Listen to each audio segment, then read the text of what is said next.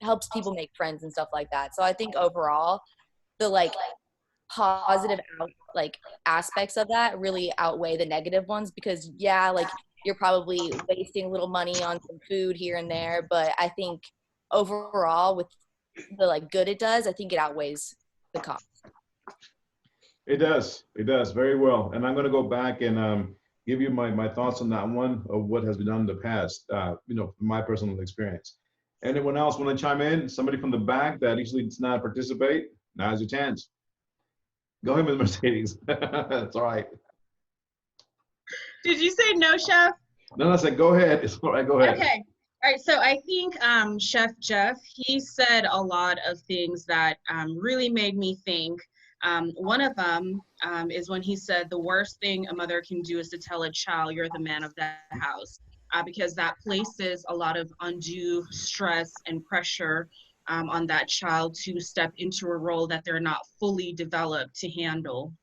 Another thing that he says when you're a leader, you have vision.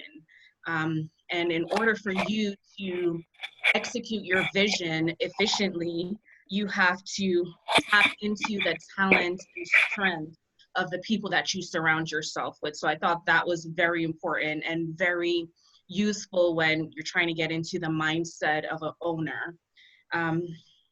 As well as being an intellectual jacker, which you always reference, is that you have to rob people of their knowledge. I really like that. Networking, of course.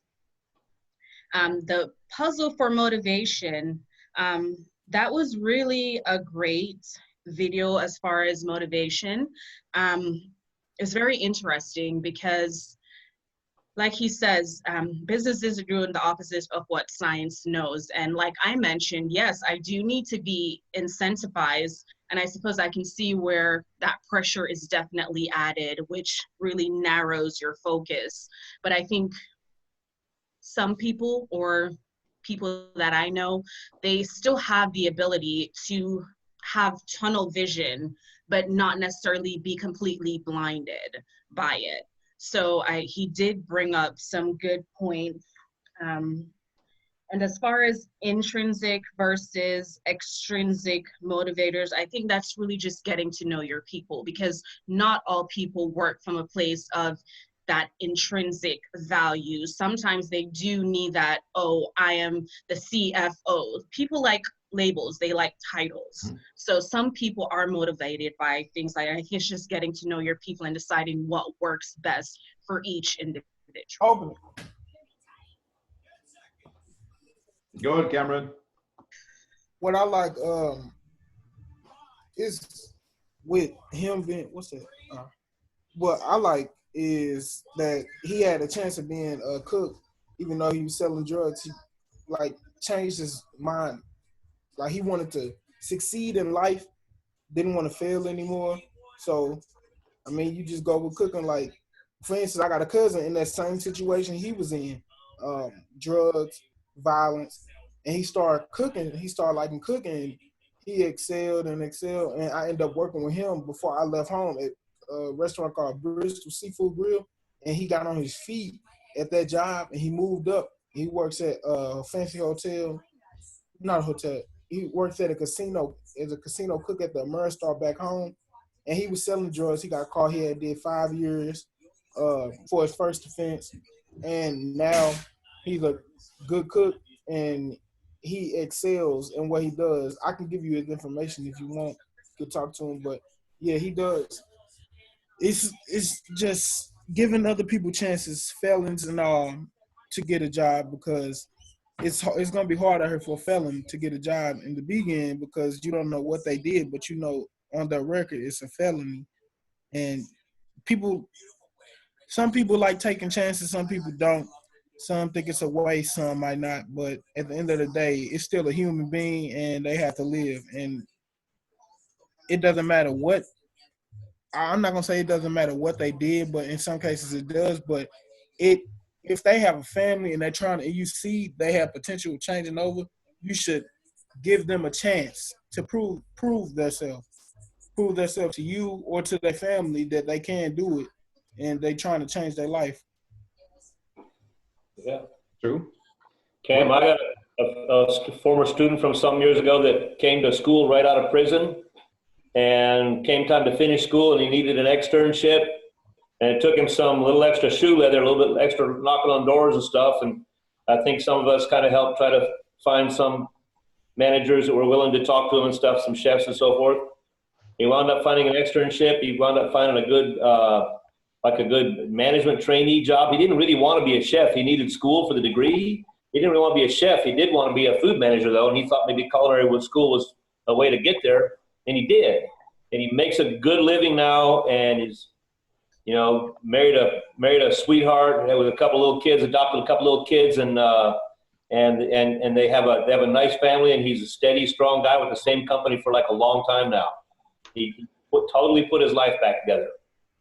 Yeah. And not many people wanted to talk to him when he first came out of school. Yeah.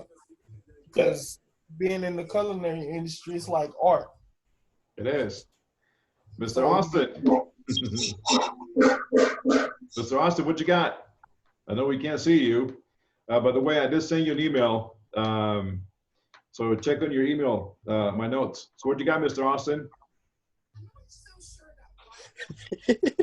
I'm here. Talk. James here. I'm here. Okay. I learned from the video that motivation is a key witness, or is a key prime factor. He never gave up. He took the initiative to get to where he wanted to get, and take bigger power. Because like Cam said, being a felon in the industry, it is hard to get a job. But if the person's really willing to work and show the enthusiasm and the effort, why not give that person a shot at moving up or continuing their job or whatever? It's all about self-motivation towards the end. Okay. It's all about if you really want to be there and do that. Okay. Anyone else? Aubrey? Hello, class. Anybody? Nick? Anyone else? Before I give you my thoughts? Yes, Chef Miguel. On the first video, I thought it was a really good retrospect to thinking outside the box, and not just falling into a pattern. Constantly finding different ways to broaden your spectrum on how you feel about your staff and how you can motivate that staff in a way that doesn't seem too ambitious, or another way to put it is like he was saying, for some of the guys, when they would get rewarded largely, they would perform poorly. And so, in my eyes, I was like, you got to keep the reward to a minimum to make them want more. And always just try to keep it mixed up and not just stay on one focused motivation. Always try to mix it up so that way they keep going. Right. And for the guy that came from prison and then made a chef out of himself, like, I thought that was a real motivational type video. It just shows no matter how far you get knocked down, as long as you can redirect your path and find out what your passion is, you can find a way to get where you want to be in anything. And it doesn't matter the obstacles or hurdles that are in front of you. You just got to find a way to focus that passion to where you want to be. Direct. Anyone else? Roll call. Let's pick somebody. Let's pick. I need 2 more minutes. Guys, come on. Let's pick. And think about the topics, okay? Topic for yesterday was motivation. The first one, I like to show it in class, no matter which class I'm teaching. The first week, when I start, learning and knowing my students by name and who they are, I try to gauge them to see where they are and try to motivate them since week one, maybe day one or day two, because we want to make sure that they produce the best of the best with what we have, what there is. The second one is a good motivation because it has to do with the scientific factor behind what motivates certain individuals. Now he talks about, the incentivize, and it's true. Sometimes we get to put our blinders on because we only see the goal at the end. We don't see anything about around us. We don't see a peripheral vision. I've been in that spot before where our motivation was we have to pass the audit. We have to make sure everything's top shape. We have to make sure there's no dust bunnies on the picture frames, on the windowsills, on the AC vents. Really micromanaging the staff. That becomes it can fire back at you. Okay. And the first one about Chef Jeff, the whole point of that one is motivation and the common denominator. Like we talked about the last couple of days, we all have the same common denominator: food, passion. Even the lady from New York, what was her passion? Her food. She wanted to come out the letter. She had many obstacles in her path: female, minority, male-dominated industry, and no money. Barely can make it sometimes rent or have food, but she still was getting up every single day. Was not letting any of that hinder her ultimate goal to move the ladder and to be in a place that she could be respected, and she could have the name of her resume. With Chef Jeff, there's a lot of key words that he used, a lot of key comments that he used on that video. Yes, you talk about, and I'm always using that as reference, rob us of our knowledge. Okay, we have about 15 or so instructors, chef instructors in school. Each one of us has at least minimum, well, except for the new ones, we had a minimum of maybe about 30, 40 years of experience throughout the states in and out. So we have tons of knowledge that we can share with you guys, from restaurant operations, food costing, recipes, sauces, flavors, profiles, techniques, all kinds of things. So he uses robbing people of knowledge. Okay. And the other keyword that he used on that video was, remember what he said, he had a X amount of money invested on his new grill and he had to change his swag, right? When you guys come to school, you guys are all the same. We're all the same. We're all culinarians. We're not he, she, them, it, whatever. No, we're all culinarians. We're all students. We're all this in the same boat, okay? When you guys come to school, there's another common denominator: uniformity, right? We have to wear the chef hat. We have to wear the chef jacket, the pants, the aprons. We have to change our swag. If you guys don't know me, you guys haven't seen me, I roll in with my 22s on my car, 215s in the back and 212s in the back, thumping to NWA. That is how I live. That is who I am. But once I'm in the kitchen, I change my swag. Okay. So you have to sometimes change your swag to make sure that we have our passion and we can pass it on to the next generation. So keywords that he used: robbing of knowledge, changing your swag. How many times did he say he changed his swag? Question for you. He said it quite a bit, but I was wondering, like, how do you implement that? Like, how do you change your swag from like outside life to kitchen life? Like, I've always had a difficult time separating the two, you know? They're intertwined. I don't flip a switch from going from, thumping to ACE, NWA, Ice Cube, Tupac, to being in the kitchen and not speak a lick of cuss words, okay? It's not a switch. I am who I am, and that's the way I was brought up. But in the kitchen, this uniform represents the profession that has chosen me to be in, and I chose to be in it, and I carry that with integrity, honesty, and professionalism. Outside of the kitchen, I am who I am. In the kitchen, even though sometimes, we do joke around once in a while, but we never cross that line. We work with a lot of fun, a lot of excitement, and a lot of incentives day in, day out. Motivation is one key. Motivation is how do we motivate the students? How do we motivate the cooks? How do we motivate the staff? Talk about the food. That's the number one passion. I get excited when somebody produces a shrimp bisque or a nice pie dough or a bechamel or a chicken noodle soup that the flavors are out of this world. That's what gets me excited. Now, how do you flip the switch? You can't.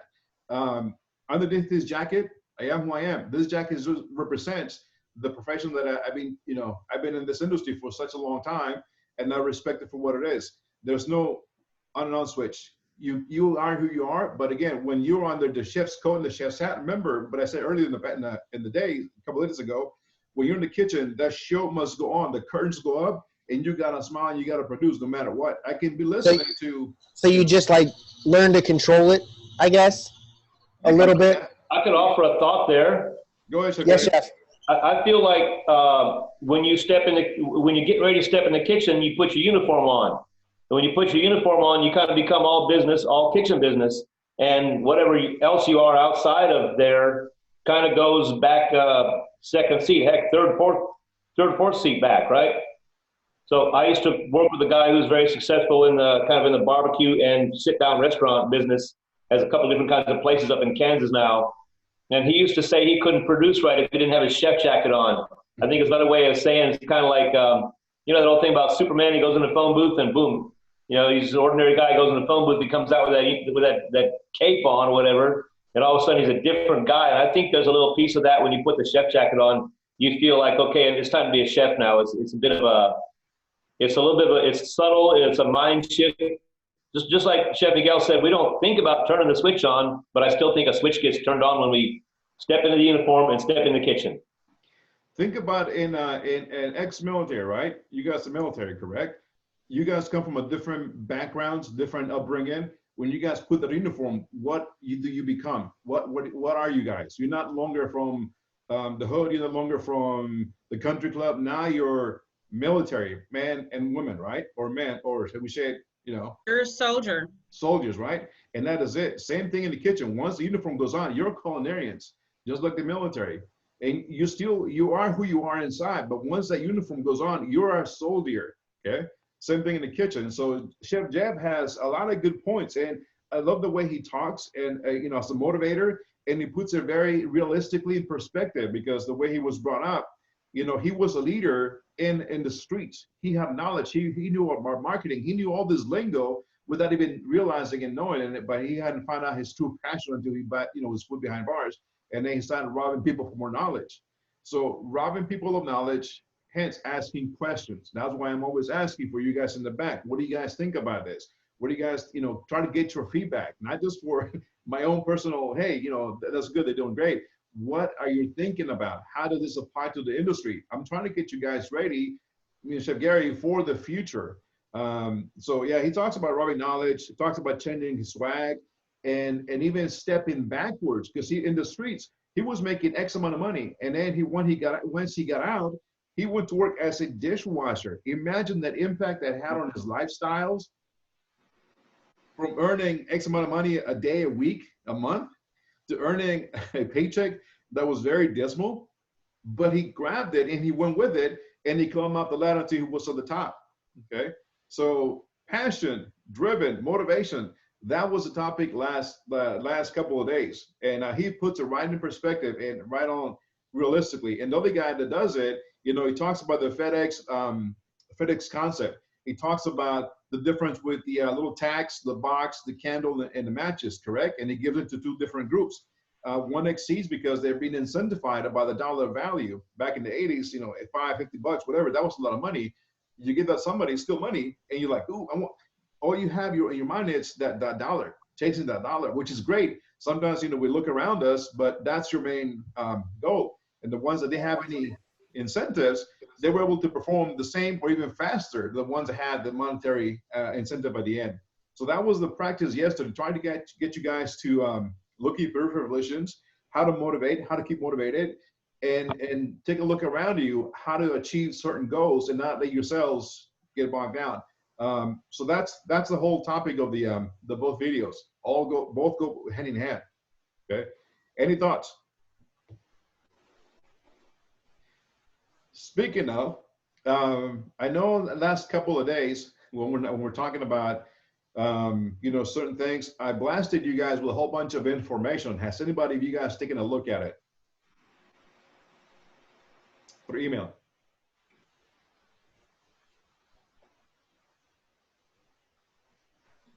The H1N1 flu spreadsheet. I looked through some of them. I didn't get those, Chef. I'll resend them. So go ahead, It was Aubrey. 8 documents. Yeah. Yeah, I looked at some of them, but I didn't look all the way through it. Some of them are too long, and you get to lose. Sometimes you lose interest. But if you start looking in between the fine lines, they all make sense. And the reason why I kind of did that at the beginning and did kind of explain to see what if you guys would take the incentive, okay, to take a look at those documents, because today's lecture we're going to hit on some of those aspects because we're going to talk about disciplining, okay, how to discipline somebody, how to avoid discipline, because that's the last thing you want to do, okay. So that's the reason why I said it earlier, so you guys can take a look at him and see what your thoughts are. There was the H1N1, the line cook manual. There was about 4 or 5 documents that I sent you guys the last couple of days. Okay. I didn't get those. I'll resend them again. Okay. So any questions with that? Anybody else? Documents? Anybody else? We're waiting. And you ain't saying nothing either, so go. Excuse me, miss. He said he want to talk to people in the back of class. I talk every class. So I'm waiting to hear from Shaheem too. What else? The ones that barely have any talk. Miss Mallory, yeah, you do participate. I'll be talking. I know you be talking. Thank you for that. Appreciate it. Hey guys, I think it'd be even awesome. It's getting so bad now. I think it'd be awesome even if you just speak up to make a wisecrack. Be better than nothing. I know you're there, right? But make sure it relates to the topic, okay? So while you stick that in your pipe and smoke on it for a second, I want to say something about money real quick. Go ahead. I sometimes left a job to go to another job just because the money sounded pretty good. And every time I did it where it was mostly for money, I did not really love the job. And in fact, I didn't like it very much. Sometimes I made a pretty big jump up in money. I just wasn't happy doing it. And looking back on it now, it's like, man, that's right. Every time I was just working and following some passion that was popping up, maybe the money wasn't very good starting off, but the money always got good anyway, a little later on. And anytime that I just said, oh man, that's extra $7,000 a year across town over there 3 miles away, and I go over there and I do it, it's like, I think it's another way of saying that same old thing that we've all heard 50 times about follow your passion. If you're doing something you love and it's got you pretty excited, you will have a great time at it and the money will come. Mm-hmm. It will lead you to money. Sometimes it's good to be aggressive and chase that dollar, but if you go too fast too soon, yes, you might be setting up yourself for some headaches, some pretty hefty bumps in the road, and maybe some disappointing. So it all depends. It all depends how you handle it. Okay. So let's talk about discipline. Discipline. Has anybody gotten a chance to discipline somebody on the job site at work, or being disciplined yourselves too? What happened when you got disciplined? Depending how bad it was, you either kept your job or not. So discipline. I've been disciplined a couple times. You get a verbal warning, and then after the verbal warning, there's a write-up, and then after a write-up, then it's c'est la vie. But I've also, had my opportunities to be the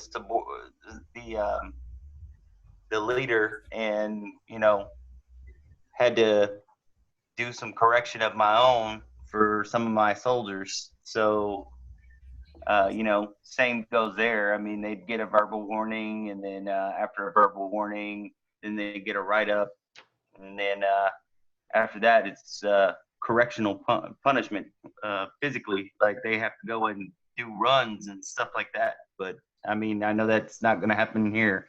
But for that,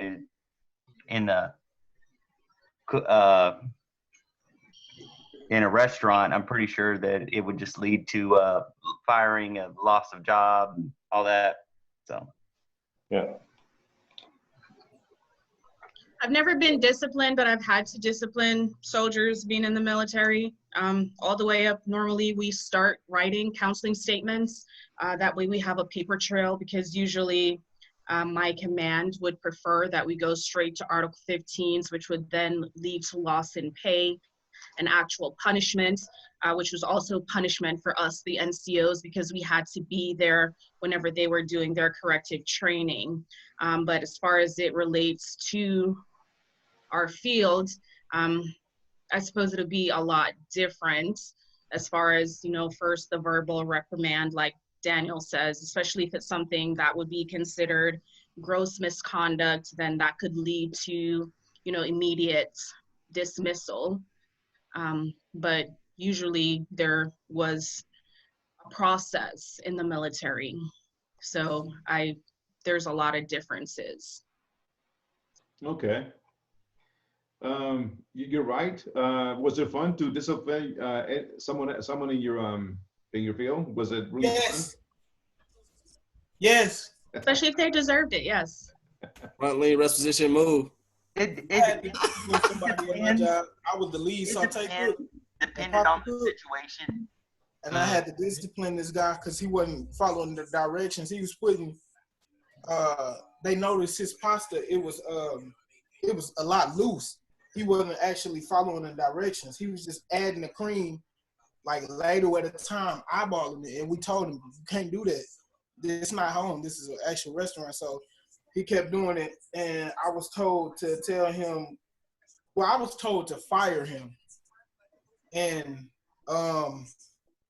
it wasn't fun. It was happy because that means more money for me, but I'm not gonna say nothing. That's my business. Chef Miguel, Yes.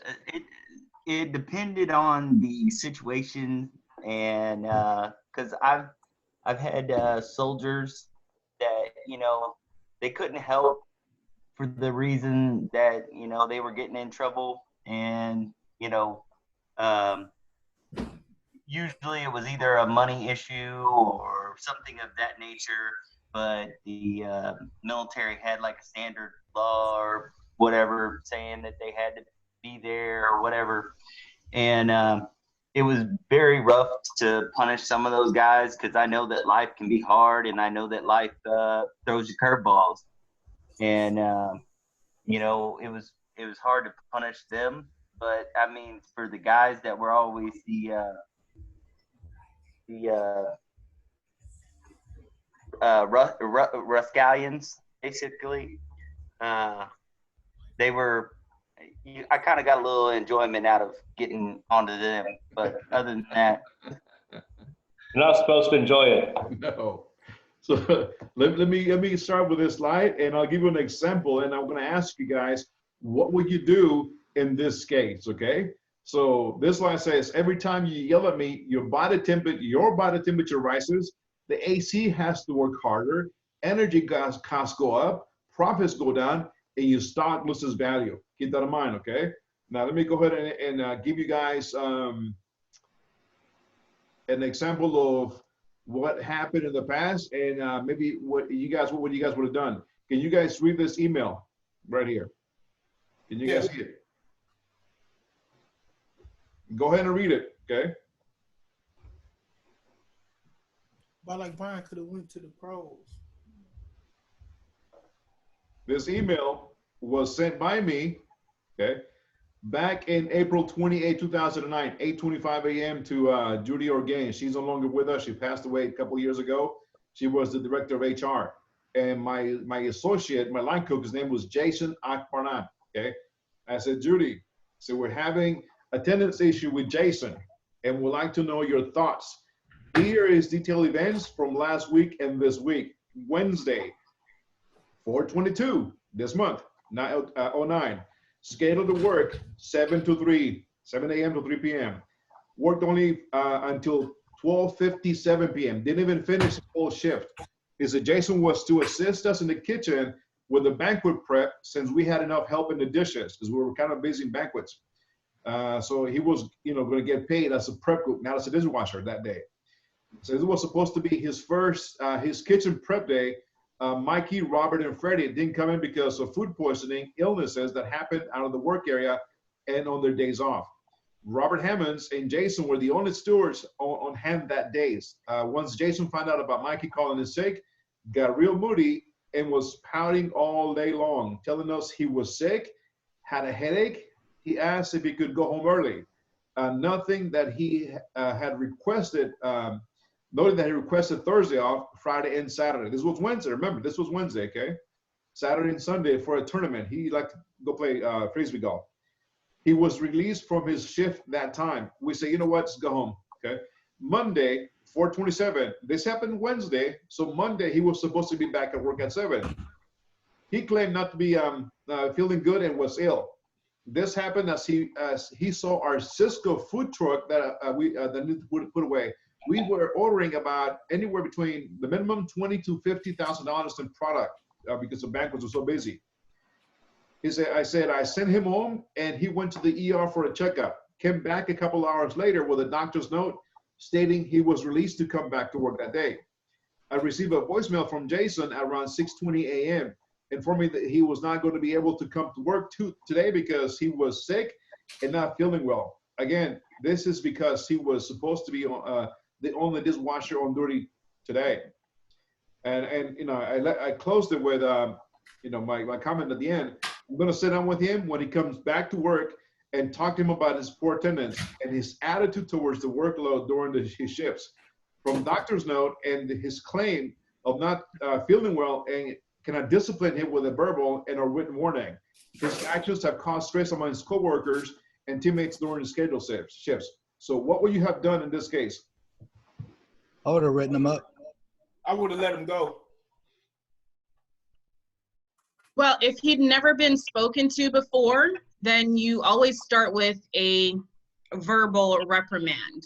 Let him know that you've noticed the behavior and you don't want it to continue. But after that, after you've spoken to him, if the behavior continues, then yes, go ahead and write him up. But if he's never been spoken to, then I would definitely start with a verbal counseling. If he hasn't been spoken to before and he argues and says, all they did was fire me, they never told me that what I was doing was a problem, they didn't give me a chance to correct it, he's going to win that battle at the Workforce Commission. That's wrongful termination. Unless it's a first-time egregious thing like some great social crime or a physical threat or theft or something like that.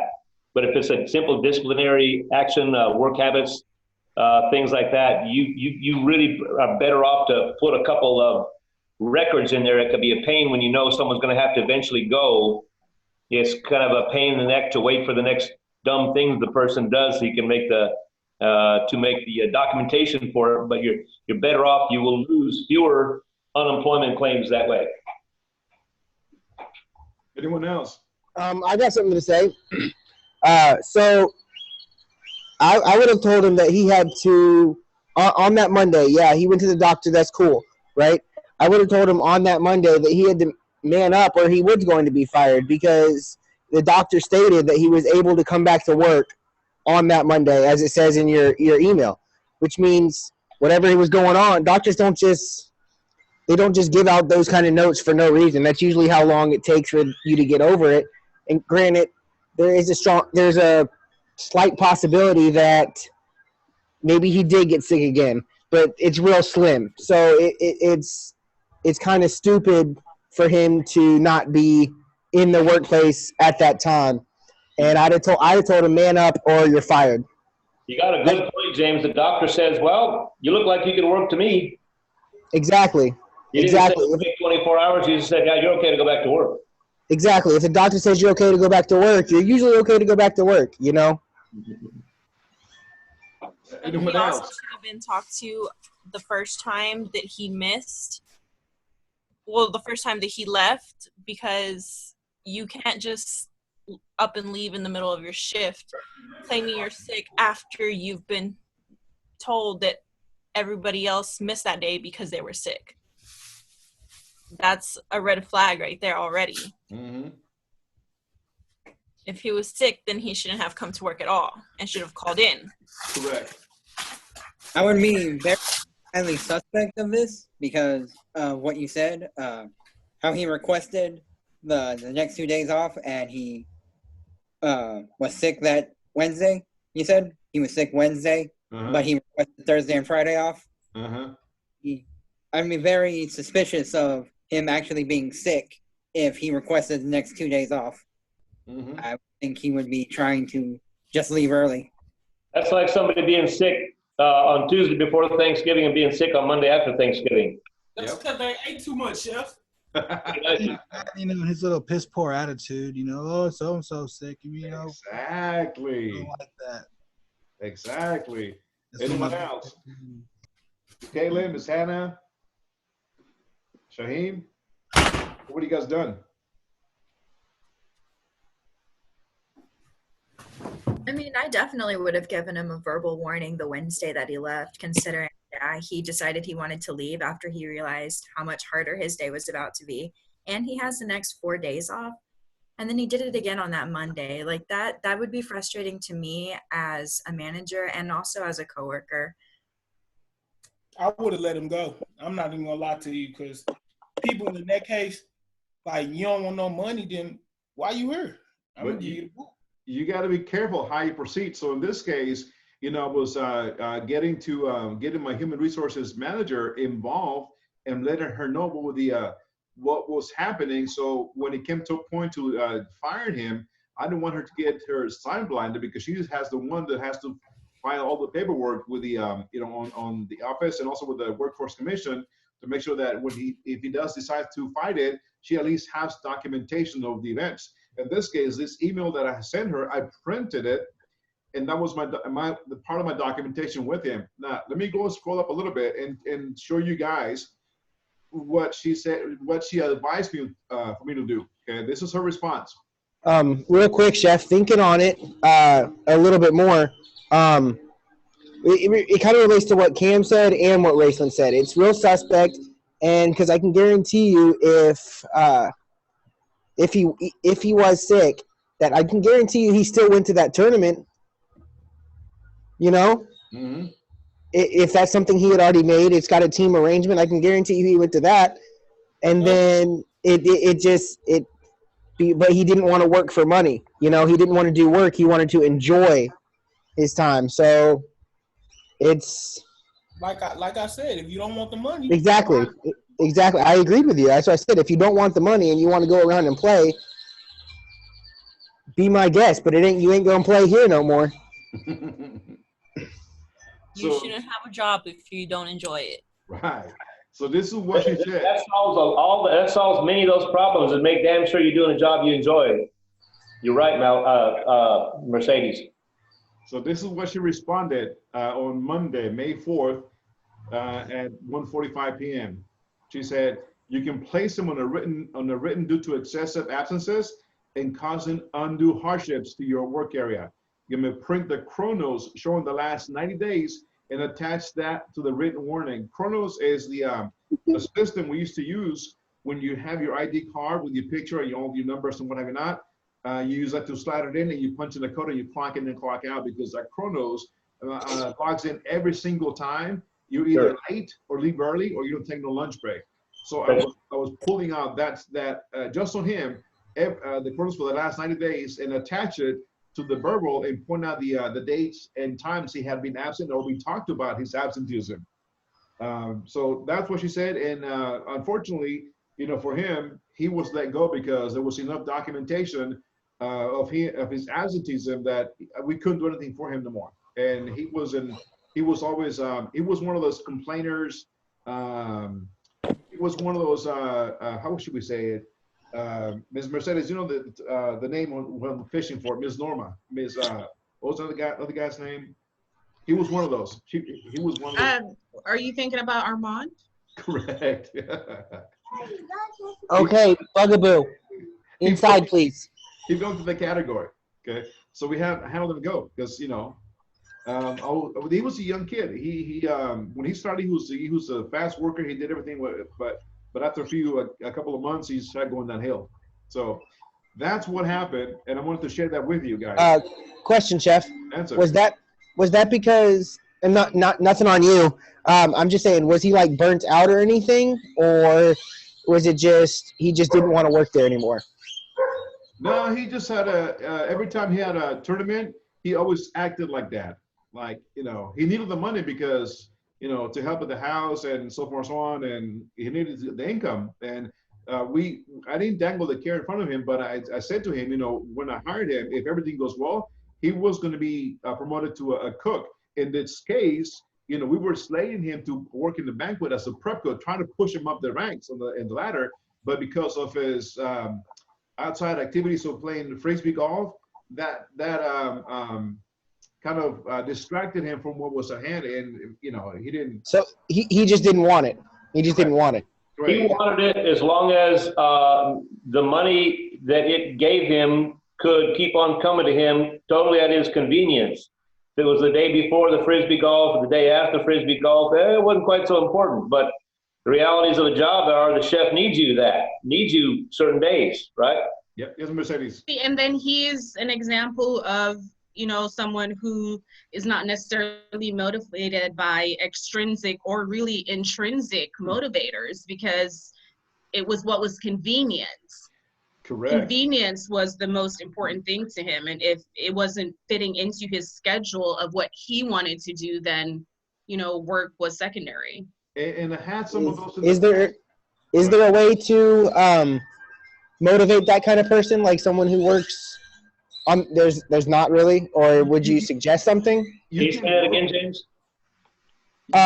Is there? Sorry, chef. Is there a way to motivate someone who has those tendencies, like works for convenience, or is it just kind of a lost cause and wait for them to be gone? There's things you can say to him. You can, at person to person, you can sit down in the office with a glass of iced tea and say, look, you know, I got my thing too. I love to work on my sports car. My buddies call me and invite me to go to the coast once in a while, but I got to schedule that stuff well ahead and know exactly when I really am needed at work and when I can really leave. And when I'm at work, I got to stay at that sucker hard until I'm really done with it. And then when I go to the coast, I'm not worried about anything. I'm not worried that I'm hanging somebody behind. The guy could get the religion about that and say, oh, that makes sense. My bosses will like me better and all, everything will be better. Or the guy could say, yeah, right, I just want to do my disc golf. Right? You can give it a try is what I'm trying to say. And you won't always win that one. It goes back. You can't force him to do anything. I mean, it's really on him in the end of the day. Well, that guy sounds like a soup sandwich. It goes. You can lead a horse to water, but you can't make him set aside his disc golf. And it goes back in the hiring process, because in the hiring process, you know, you have your schedule. If you run a banquet or catering department, there are no set schedules. And your busiest days, guess what? It is Thursday, Friday, Saturday, and Sunday. So during the hiring process, we ask, is there any how do we put it?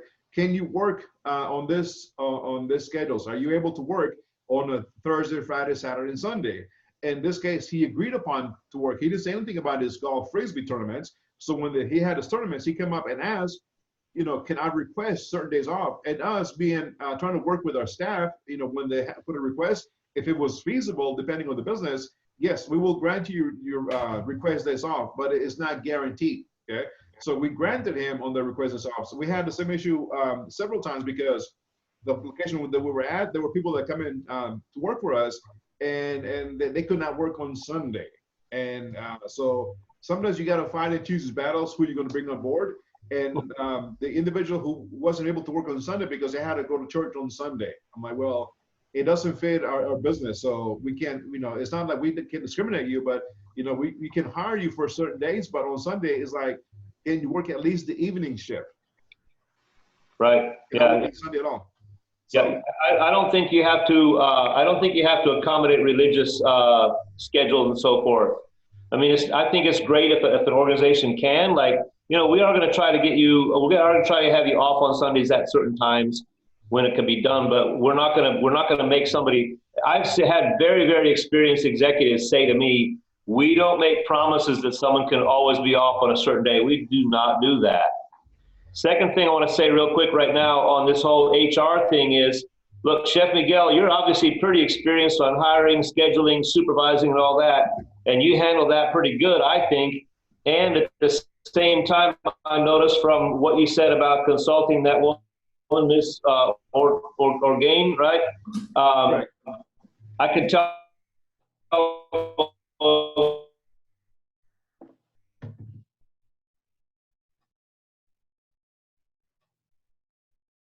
Sorry, Chef Gary, you're breaking up.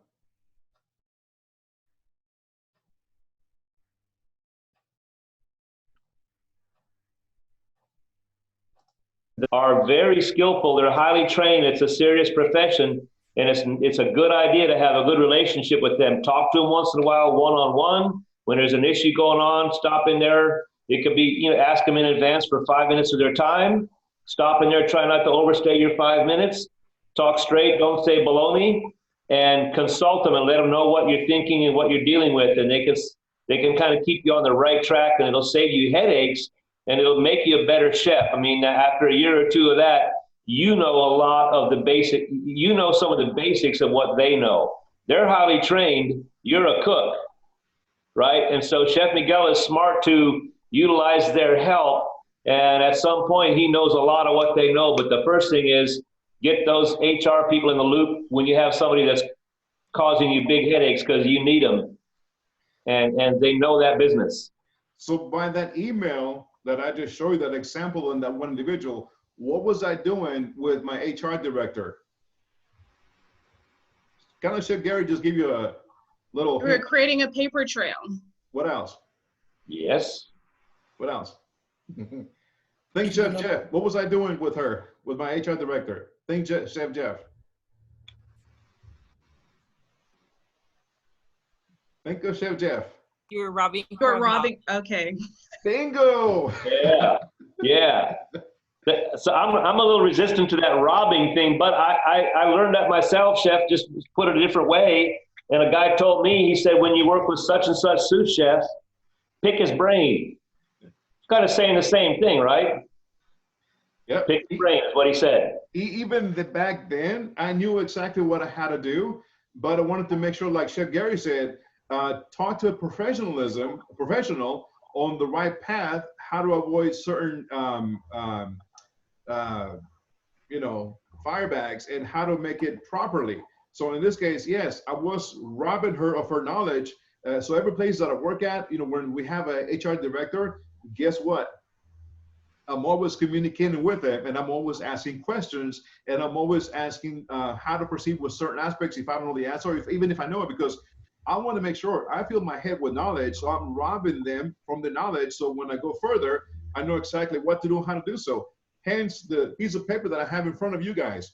Okay, this is from that same place. Not that I had an issue with my staffing, but there was a few here in between that, unfortunately, you can't have a perfect a staff every time you work at a place. So this is another individual. Okay. This is an associate counseling notice form, okay? It's a formal form that goes into the file where Embassy Suites, April 29th, 2010, name Sam Jacobs, kitchen steward, I was his manager, type of warning. It can either be verbal, written, final, 3-day suspension, or termination. In this case, it was written after he already got his verbal. Area to be discussed, attendance, okay? You have attitude, care of property, grooming, performance, quality of work, safety, violation of policy. In this case, it was attendance. Here we go. It says poor attendance, call in on Sunday, the 21st, not coming in because could not find a babysitter, okay? Have requested Monday, the 22nd, and Tuesday, 23rd, and Wednesday, the 24th, and Thursday. He pretty much requested the whole entire week. Called in on Friday, the 26th, left a message saying he was not coming in because his girlfriend got arrested in New Mexico. Said he was coming in on Saturday. Saturday, Sam talked to Tracy, my banquet sous chef, and he was not coming in, but he was there on Sunday. Sunday 28th, no call, no show. Woo. Fired. I agree with Cam. That would have been immediate termination. Yeah, that's a lot of no good right there. That's a lot. You can work with a disaster, a failure here. I mean, here and there. You can work with somebody really screwing up one day, with a warning and so forth. But you can't just, guy was probably in the Bahamas. So I'm telling you guys, this is true life, real events. This happens, and I know you guys seen it. But the tools that I had to use, and the people that I robbed for knowledge, it made me a better manager and how to deal with certain issues better to make sure that my staff, I retained the core staff, and the ones that didn't work out, like these last two that I have in my team, we had to part ways. unfortunately, Sam had to let go because there was too much going on, and the business, it had to go on. We could not be. He was not dependable to be there when he needed to be there. Okay, and again, he didn't notify anybody when he got hired about the issues that he may have finding a babysitter, because I have worked with individuals, men and women, about not having a babysitter and accommodate them on the schedule pending on the business. So, it was being very flexible, even with interns, accommodating them on the schedule to make sure that, we get the most out of them and they get the most out of the workplace itself too. So this is true life. It happens. Okay. Any thoughts? Besides fire the guy. Okay, so when you fired him, was there another counseling or something like that, or did you just let him go? No, all the way to the third one. Third was termination. Because, okay. Let me see if I can pull it up. Okay. Where is it? Sam. Okay.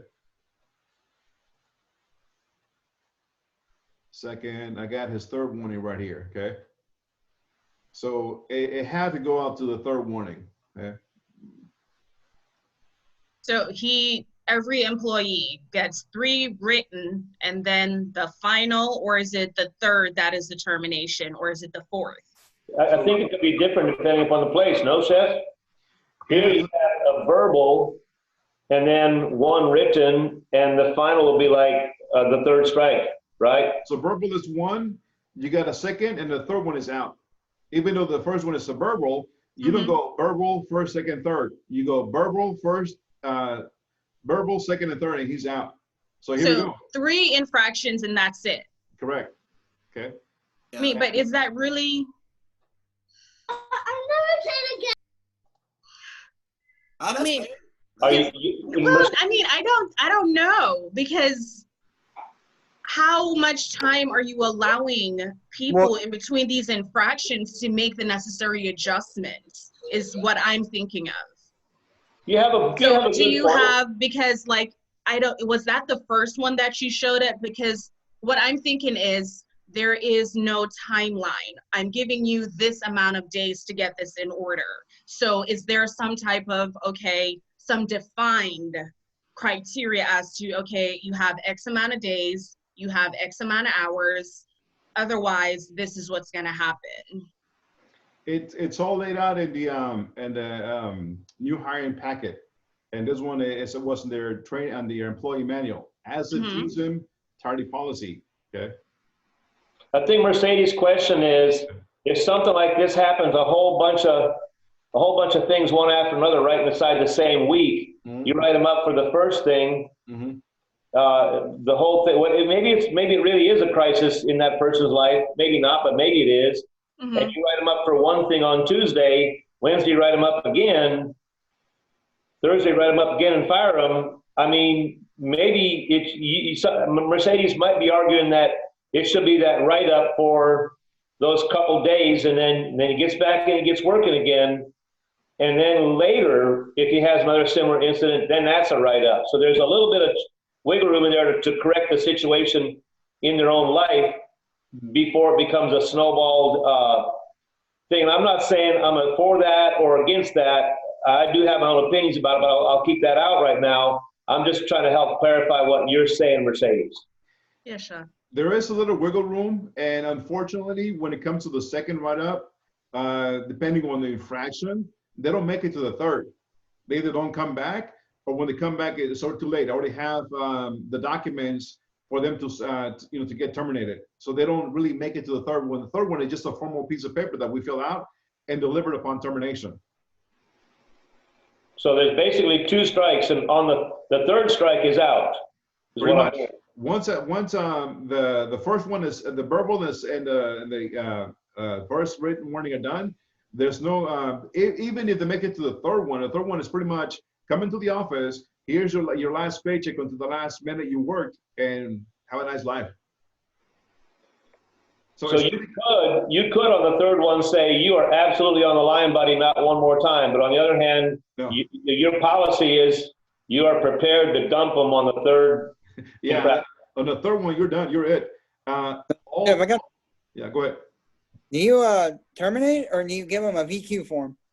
No, terminate, because by that time, it all depends on the case. If they communicate with you and there's a valid reason, and they try to sap, if you see any kind of signs that they really want to work for you, they want to turn the ship around, maybe you give them a last chance, a last resort. In this case, there was no last one. We're done because, you know, he was not dependable, and we cannot wait for him, and the dish would be piled up in the back.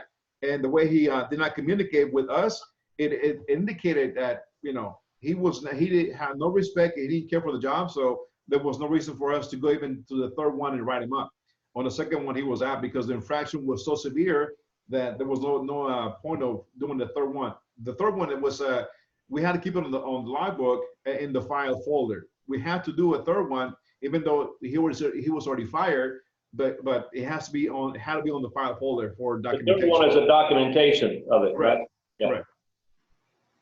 So yeah, no third one. So it goes back to the attendance policy. Okay, what it entails is, so when you hire somebody, you gotta have this document in front of you that outlines what is excusable. Okay, absence authority, hospital confinement, industrial injury, jury duty, mandated court subpoena, peer arrangement, absence prior to supervisor. We have hired people that, hey, I have a vacation slated for this date. I'm just letting you know, you decide to hire that individual knowing that they're going to be out of a job. Like the National Guard, I've hired cooks in the past that, hey, by the way, I have this date, I'm not going to be here because I'm going to be on duty. No problem, you know, just remind me before you go so we can go ahead and rearrange the schedule. Military leave of absence, death in the immediate family, natural catastrophe, earthquake, tornadoes, etc. 6, a doctor's note. Unexcused absence of authority will be classified such as when the reason is not covered by the factors listed above. In this case, was a no call, no show. 3 days, no call, no show. Either cumulative or consecutive, a 12-month period, or rolling backwards is considered a voluntary resignation. Okay, we should say that if somebody has a no call, no show on the third day, they're out, they're done. Okay, reporting to work, targeted to work. What is it? 2 occurrences, verbal. 4, written. 6, 3 days suspension without pay. 8, dismissal. This is in a 3-month period. So you can be, on a 3-month period, be dismissed for attendance issues. Okay.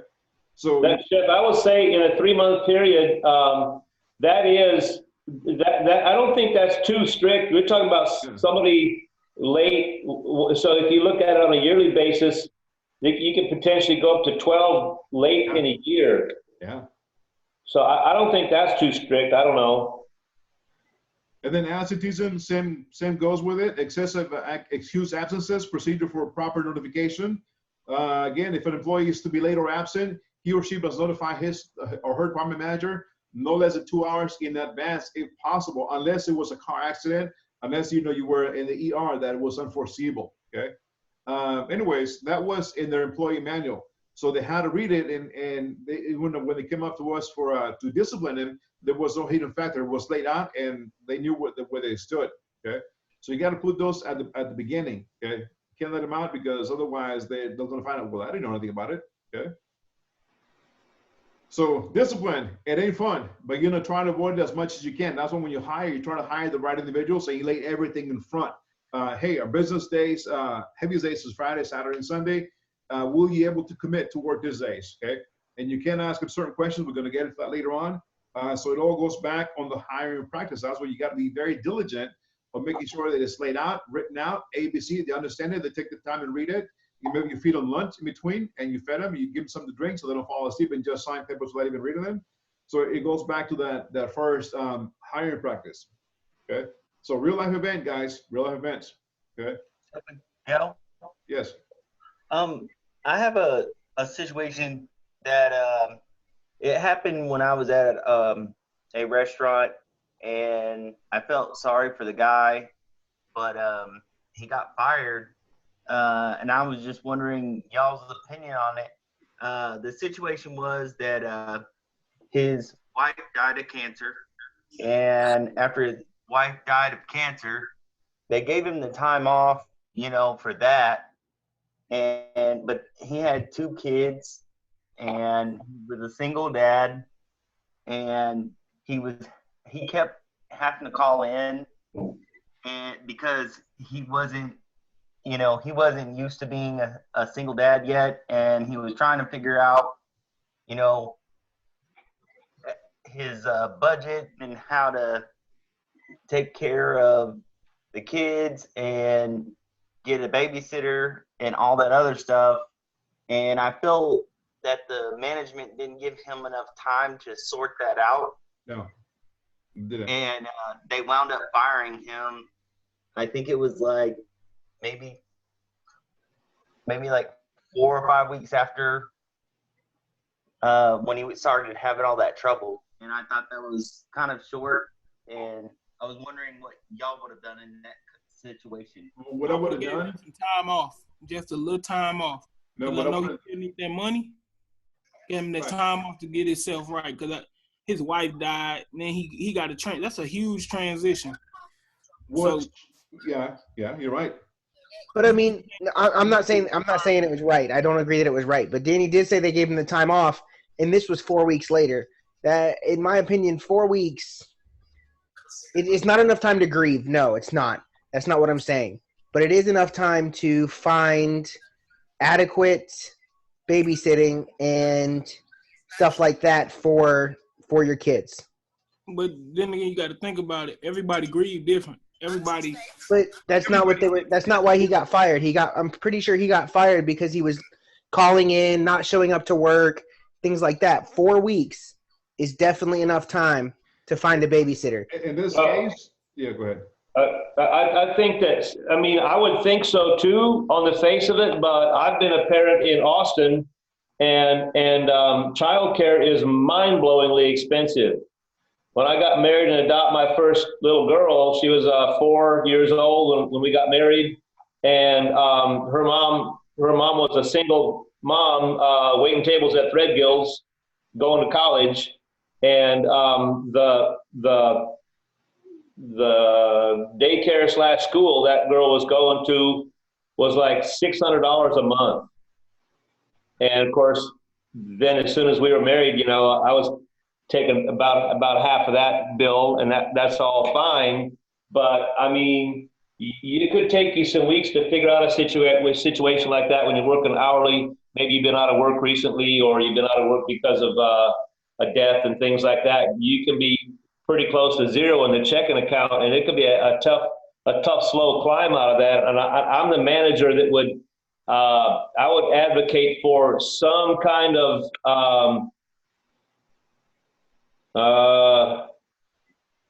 thoughtfulness about how hard and how quick we take. I mean, if the guy's partying his face off and he can't be bothered to show up, that's one thing. If the guy's sincere and wants to do it, and I believe would give it a good shot if they can just get that thing straightened out, I believe it would be reasonable to you know, take a little more care about how much we are willing to work with them. I had a problem at my job before I left to come down here. This guy, I remember his name was Cortez. We worked on the line. He worked steam, I worked saute. He it snowed and he took a fall at home, and he ended up messing up his back or something. He went to the hospital, gave the job the notes and everything, and they ended up telling him he had to have back surgery.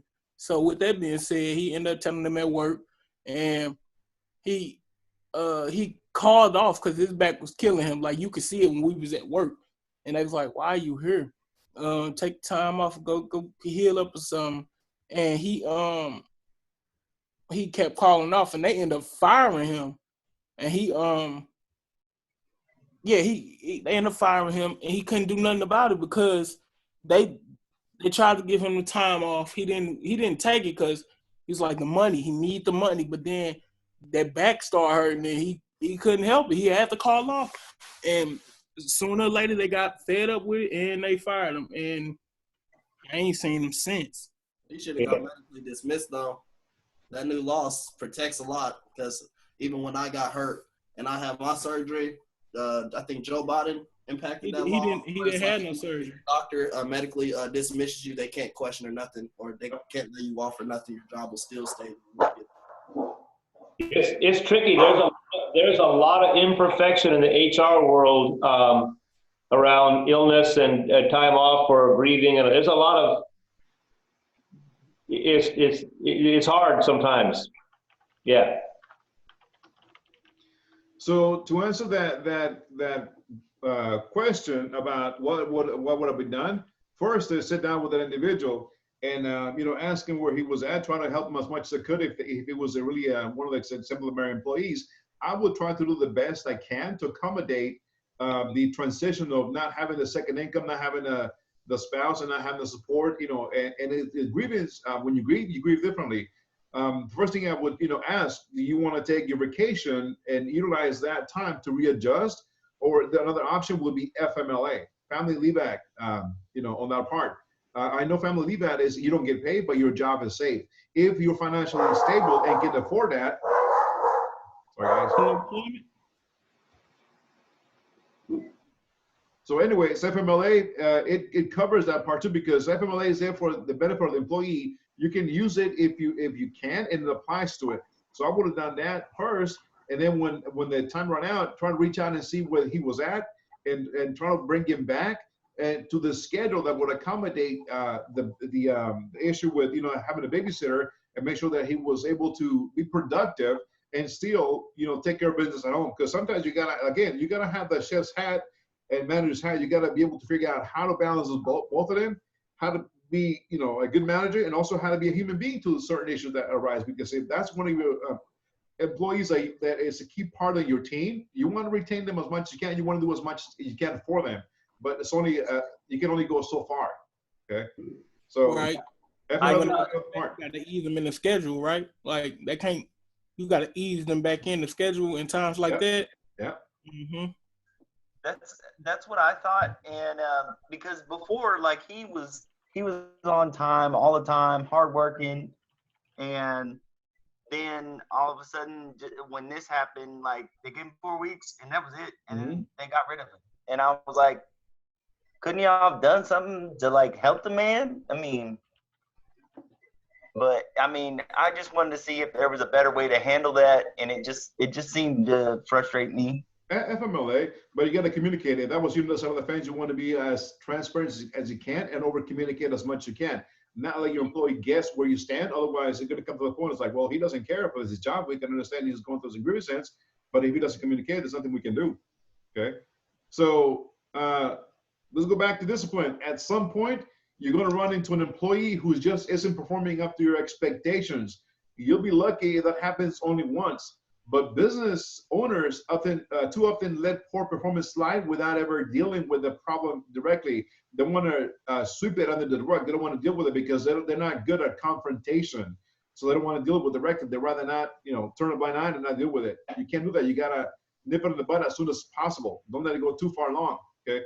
Some employees constantly arrive late to work, while others can't seem to grasp the concept of deadlines. Perhaps you have an employee whose brilliant but unpredictable personality has alienated everyone.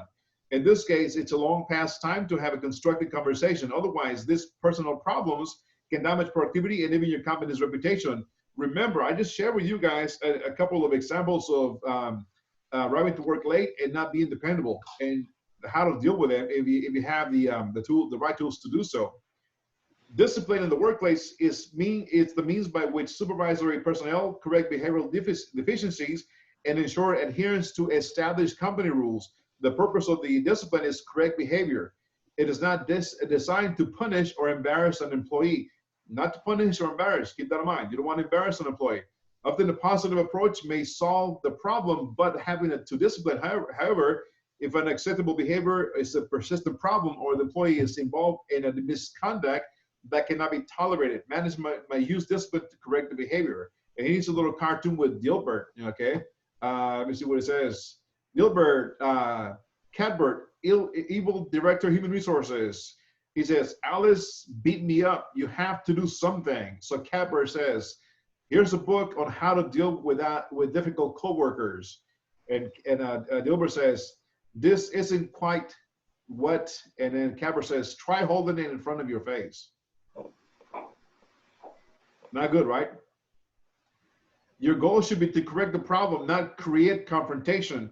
So careful planning is essential. These tips from Dan McCarthy, Director of Executive Development, Rutgers University in Hampshire, can help you guys. Remember, your goal is to correct the issue, not create a confrontation, okay? again, I just kind of give you guys a couple of examples how not to create a confrontation with Jason, who wanted to go golf, frisbee golf, and Sam, who was having an issue with not being able to be at work and not calling in, being a no call, no show. Okay. 9 steps to fix the problem performers. 1, collect as much information about the problem from as many sources as possible.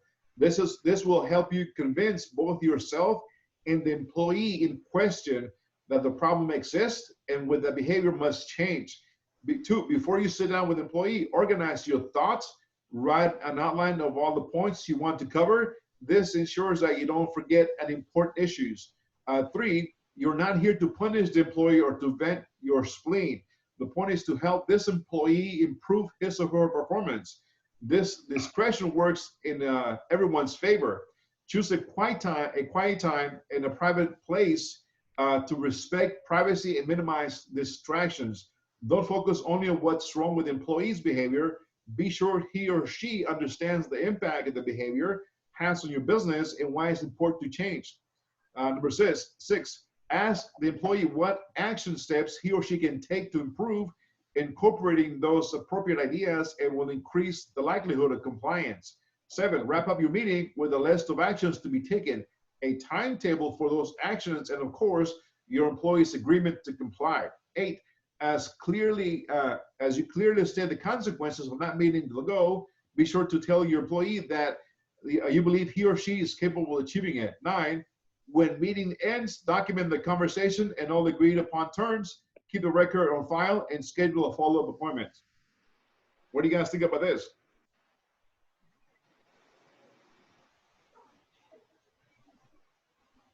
Thoughts? I don't know about everybody else, but you cut out a lot on my end. Like you're completely frozen, Chef. So if you could repeat what you just said. The whole slide? No, not the whole slide. Just like the last couple sentences or whatever. Like I don't know if you shared any thoughts or anything like that. I was just wondering what, like, if you were just reading from the slide. I was reading for the slides and I was asking you guys to think about how to fix the problems. What do you guys think about this? You know, before you sit down with an employee, of all these bullet points, how do you think about disciplining somebody? Are they true? Are they not? And how would you go about doing so? I mean, these steps seem, pretty cut and dry, the way to handle anything. Yes, you need all the information. Yes, it should always be in a private place. Yes, they should have a certain amount of time to fix the problem. Yeah, definitely no one wants to get reprimanded in front of a group of people because 1, it's embarrassing and you are, not protecting that person's privacy. So yes, it all makes sense. That's an important key, Mercedes. Also, if you guys look at number 7, wrap up your meeting with a list of the actions to be taken, a timetable for those actions, and of course your employee's agreement to comply. So the bottom line is we're asking you to take these actions to improve the situation. Here's a time frame that we agree that it can be done. In other words, I think it's reasonable and you have not said it's unreasonable. You've said you can do it. And of course, you agree to comply. I think those are important things. It's important not to forget all the things you talked about or that you plan to talk about. It's important not to pop a gasket and let the meeting get out of control and get all emotional. It's just important to address the stuff clearly without forgetting the important points and have a takeaway that they can actually have a piece of paper or an email stating the plan for going forward that came out of that meeting. If you can't do that, you're not conducting an effective counseling with the person. Chef Gary and Chef Miguel, to go off of what Mercedes says, I really agree with what she's saying. The another thing that I'd like to add to that though is not only is it invading someone's privacy, but it just shows lack of professionalism. If you're yelling at them on the line or whatever, you need to be able to take that person into a room and talk to them and, they could be having a bad day. I mean, through my Army, I have ran through several soldiers that, you know, they just had a bad day. And, you know, I had to sit down and write a counseling statement and talk to them. And we'd come up with goals together and be like, hey, if you complete these goals and show me that you want to be here, then, and that you can fix these issues, then we're gonna, you know, we won't go further into more reprimand, but we can maybe look, if you show more progress, then maybe we can look to give you more advancement or whatever, but you have to prove to me that you know, that you're here to work. Right, or whatever the case is, you have to prove that you can come in not stoned, reliably, or whatever it happens to be, right? The targeted issue that we were talking about a while ago, all these things could be covered in a meeting like this format Chef Miguel just showed here, and I think it's exactly right. And it's really, really important not to just vent a bunch of anger under production pressure when everybody has many, many more important things to do. The person that you're trying to get the message to, it does not want the message at that time. And if you're a good boss, you're not going to try to force that point during production. You're going to go to a meeting separately under less pressure in a quieter environment where you can speak in calm voices. It's a much better thing than just tearing somebody up, you know? Yeah, it's much, much better. It's the right approach. So first, collect all the information about the problem, okay? For many resources as you can, not just word of mouth, okay? Before you sit down with an employee, organize your thoughts, put it on paper, go over them, okay? Remember, you're not to punish your employer to vent, okay? And you got to find a place and with privacy to deliver this message, because nobody likes to hear, when you have time, you know, come into my office. That is the worst thing you can ever hear from your boss say to you, right? You're asking for a bunch of speculation, Chef. There they are out there on the line. Oh man, he's getting now. It make your heart drop to your stomach. So not helpful. We try to avoid that. So, but sometimes you can't. So, you know, but the way I go about it is like, hey, when you have a chance, I want to talk to you about a couple of things. Okay, not when you let's go talk in the office. So you gotta kind of catch him, but they'll let him put up the wall, because if you do, when they come in the office, they're going to be having that mentality ready. This guy's about to hammer me or fire me. They already had that fear, and it's not about instituting fear. It's about trying to understand the issue, deliver the message, and for them to adhere, like it says here. Ask the employee what action steps he or she can take to improve. So you got to put it back on them, on the responsibility. It is up to them to change their behavior if they still want to work there and proceed and move forward. Most of them do, and some of them just don't blatantly care, and they will probably either walk off the job, or they'll quit, or they're probably just you end up writing them up. And again, when the meeting ends, document everything that was said. Maybe even have them sign an agreement that this was said and this was done, and set a realistic goal. Say, but this week, let's sit back and let's see where you're at. Let's see what happens in the next couple of days or next week. Let's say that maybe a week, 2 weeks, or 3 weeks time frame, and let's see that make sure that we improve upon this issue so it'll go away. Because you want to make sure that you follow back. Because if you just put them in the office and then send them on their way, they're going to go back to their old way. So you want to correct it. You don't want to let it go on and on. You want to make sure it changes at the workplace. Because remember, number one, it's the customer, okay, and of course to the employee. But you don't want that employee to be coming in and being the bad apple at the bunch, okay. So here's another one that the way when I bring somebody into my office is come in, shut the door, and have a seat. Yeah, that's the worst thing. Is like, I don't like that. Okay. Let me see here one. Okay. I'm gonna share another one with you guys. All right.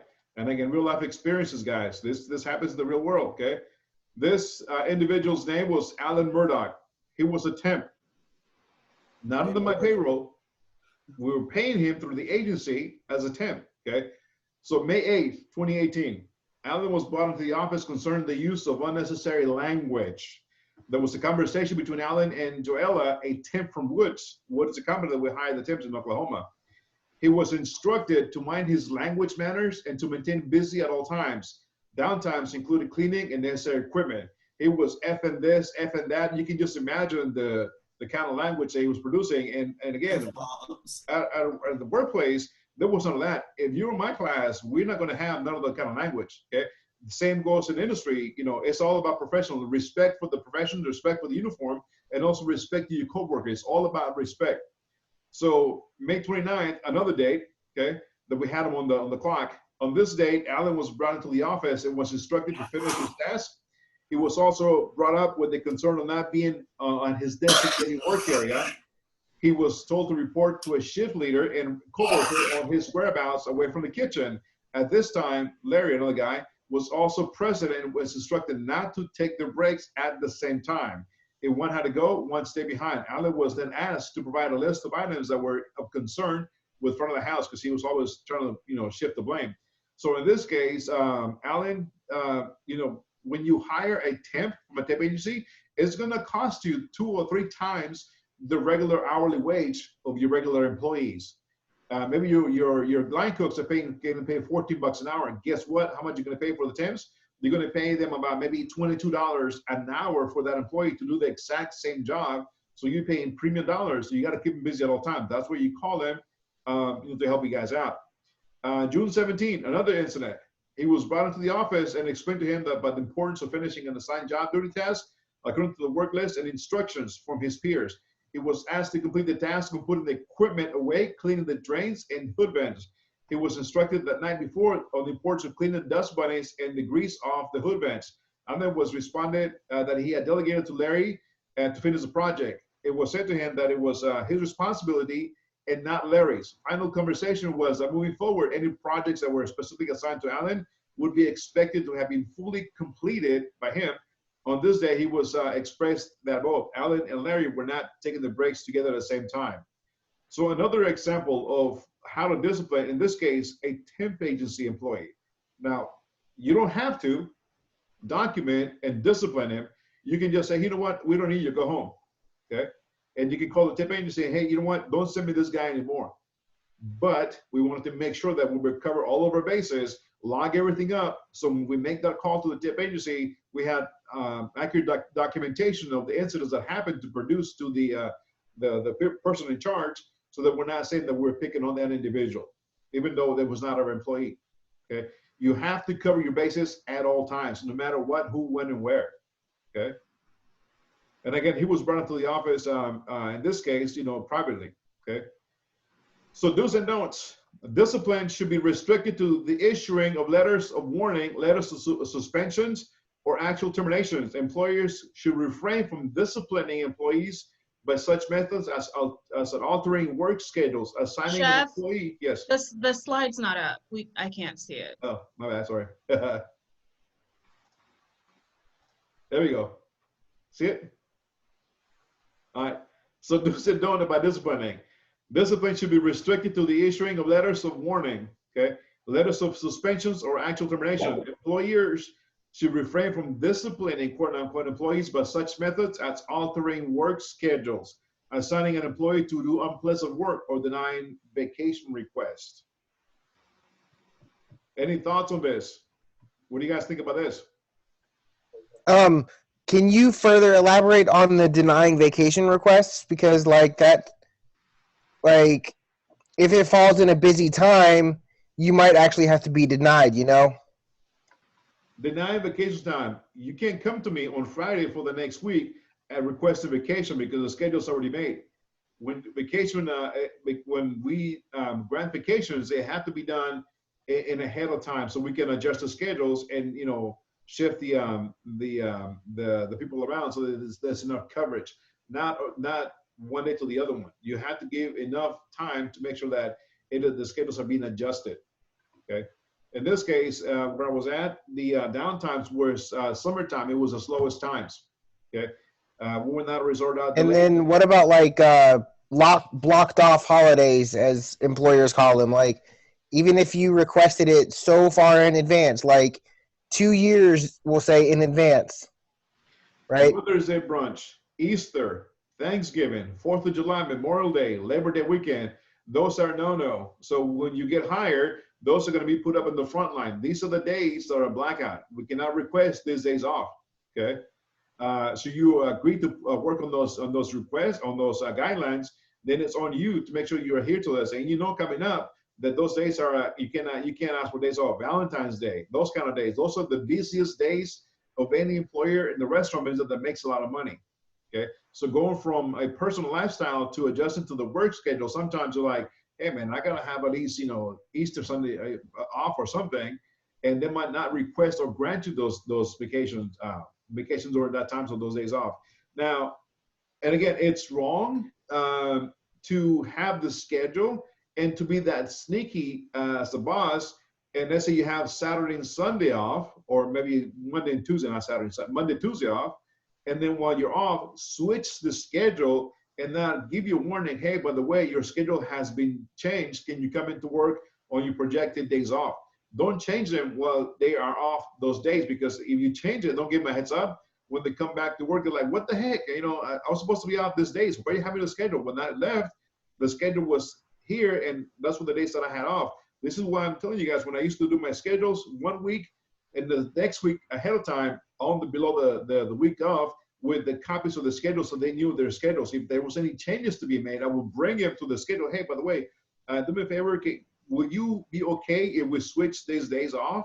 Can you switch with so-and-so? And then they would agree upon it. Then when we go ahead and mark it on the schedule, initial it and put a date on it, and they would have to initial it too. So everybody knew and was aware that the schedule had been switched and there was coverage on that day. So don't go around and switch them on their, you know, when they're off. Right? Yep. Yes. Examples of misconduct which can result in discipline: excessive tardiness, failure to notify of absence, insubordination, rude or abusive language in the workplace, failure to follow department rules or policies, i.e. not wearing safety equipment, following correct cash handling procedures, dishonesty, theft. Of course, discipline may be required for a number of other misconducts. The question that needs to be asked is if his employee has just cause to impose a form of discipline. Any thoughts about this one before I go further?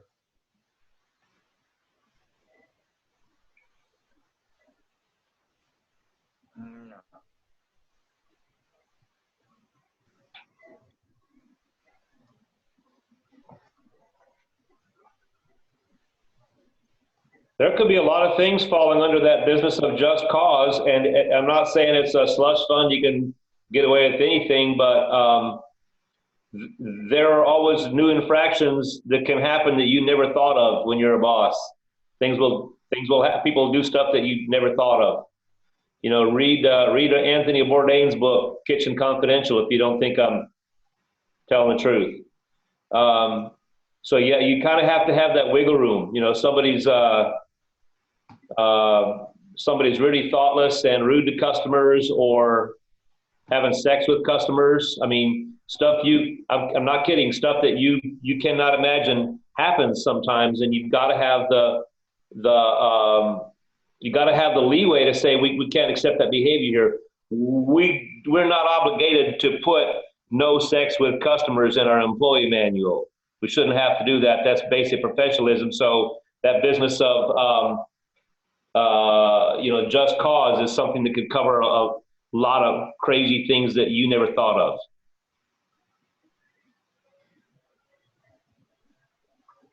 Yes, Chef. Let's talk about theft. How would you discipline somebody with theft? What does theft covers? What is that theft all about? Anybody? Like you mentioned last night, with the buffet that was offered for employees at a certain time, everyone coming back after their shift and taking food that was not given to them because they were off the clock, taking probably containers, I suppose, food from the refrigerator, money. Mm-hmm. What else? Another form of theft, guys. I worked somewhere one time where the cashiers were going through their tickets at the end when they were putting their tips in and altering on the numbers on there. So they're getting more money at the end of the shift than they should have been. And a customer caught it one time and called and complained, and the employee got fired. This is why I don't like to leave tips on my credit card. I always tip cash. You got to be careful because they will go ahead and start pocketing the money. That's theft. What other kind of form of theft there in the workplace? Time theft. Time theft. Thank you. Time theft. When I worked at, that happened when I was a manager at Domino's. One of our drivers would write in tips on his credit card slips because they would just leave them blank. They wouldn't like put a 0 or like X amount. So they would just leave them blank. So when he got back to the store, he would write in tips. Yeah, no, you can't do that. Time thefts, okay? Now, remember I was talking about how in the old days you had the punch card and the clock and somebody was going to come in late. Hey, do me a favor when you get to work. I'm running late. Can you go grab my card and punch me in? Or maybe, or you know, showed up 2 hours late, nobody noticed. And that's theft of the company labor pool. That's, you know, time theft. So here's another disciplinary thing about time theft. And we had the, on the employee manual, we even trained them how to clock in, how to clock out. And during they could not clock in 6 minutes before their shift started, okay? Because I know a lot of employees like to come in maybe an hour early, 30 minutes early, and hang around the employee cafeteria on the clock getting paid. And then 5 minutes before 5 minutes after the shift, finally report to work. And in the meantime, they'd be milking the clock 30, 40 minutes before the actual time. So we had a safety system of not allowing them to clock in 5 minutes prior. If we called them in to work earlier, we had to go in and use our manager's code to go ahead and override the clock and be able to clock him in. Yeah. For the lunch break, they had to clock out and then go eat lunch. It was mandatory, and then come back and clock in. So they had to clock in 5 minutes before their shift started, clock out for lunch, clock back in, and then clock out at least 6 minutes after their shift ended. Because I know a lot of employees like to hang out and chit chat and so forth, so on. 30, 40 minutes go by, and now they're clocking out to go home. That is time theft, and that is huge in the industry. So here's another one for you guys. Associate counseling for time clock procedures. With the company that I was working for, it was very strict about time clock procedures. Okay, associate name, department, date, manager, type of warning, missed punches. We call that missed punch procedures. Verbal, written warning, written termination. Okay, first missed punch, the date. Second, third, and fourth termination.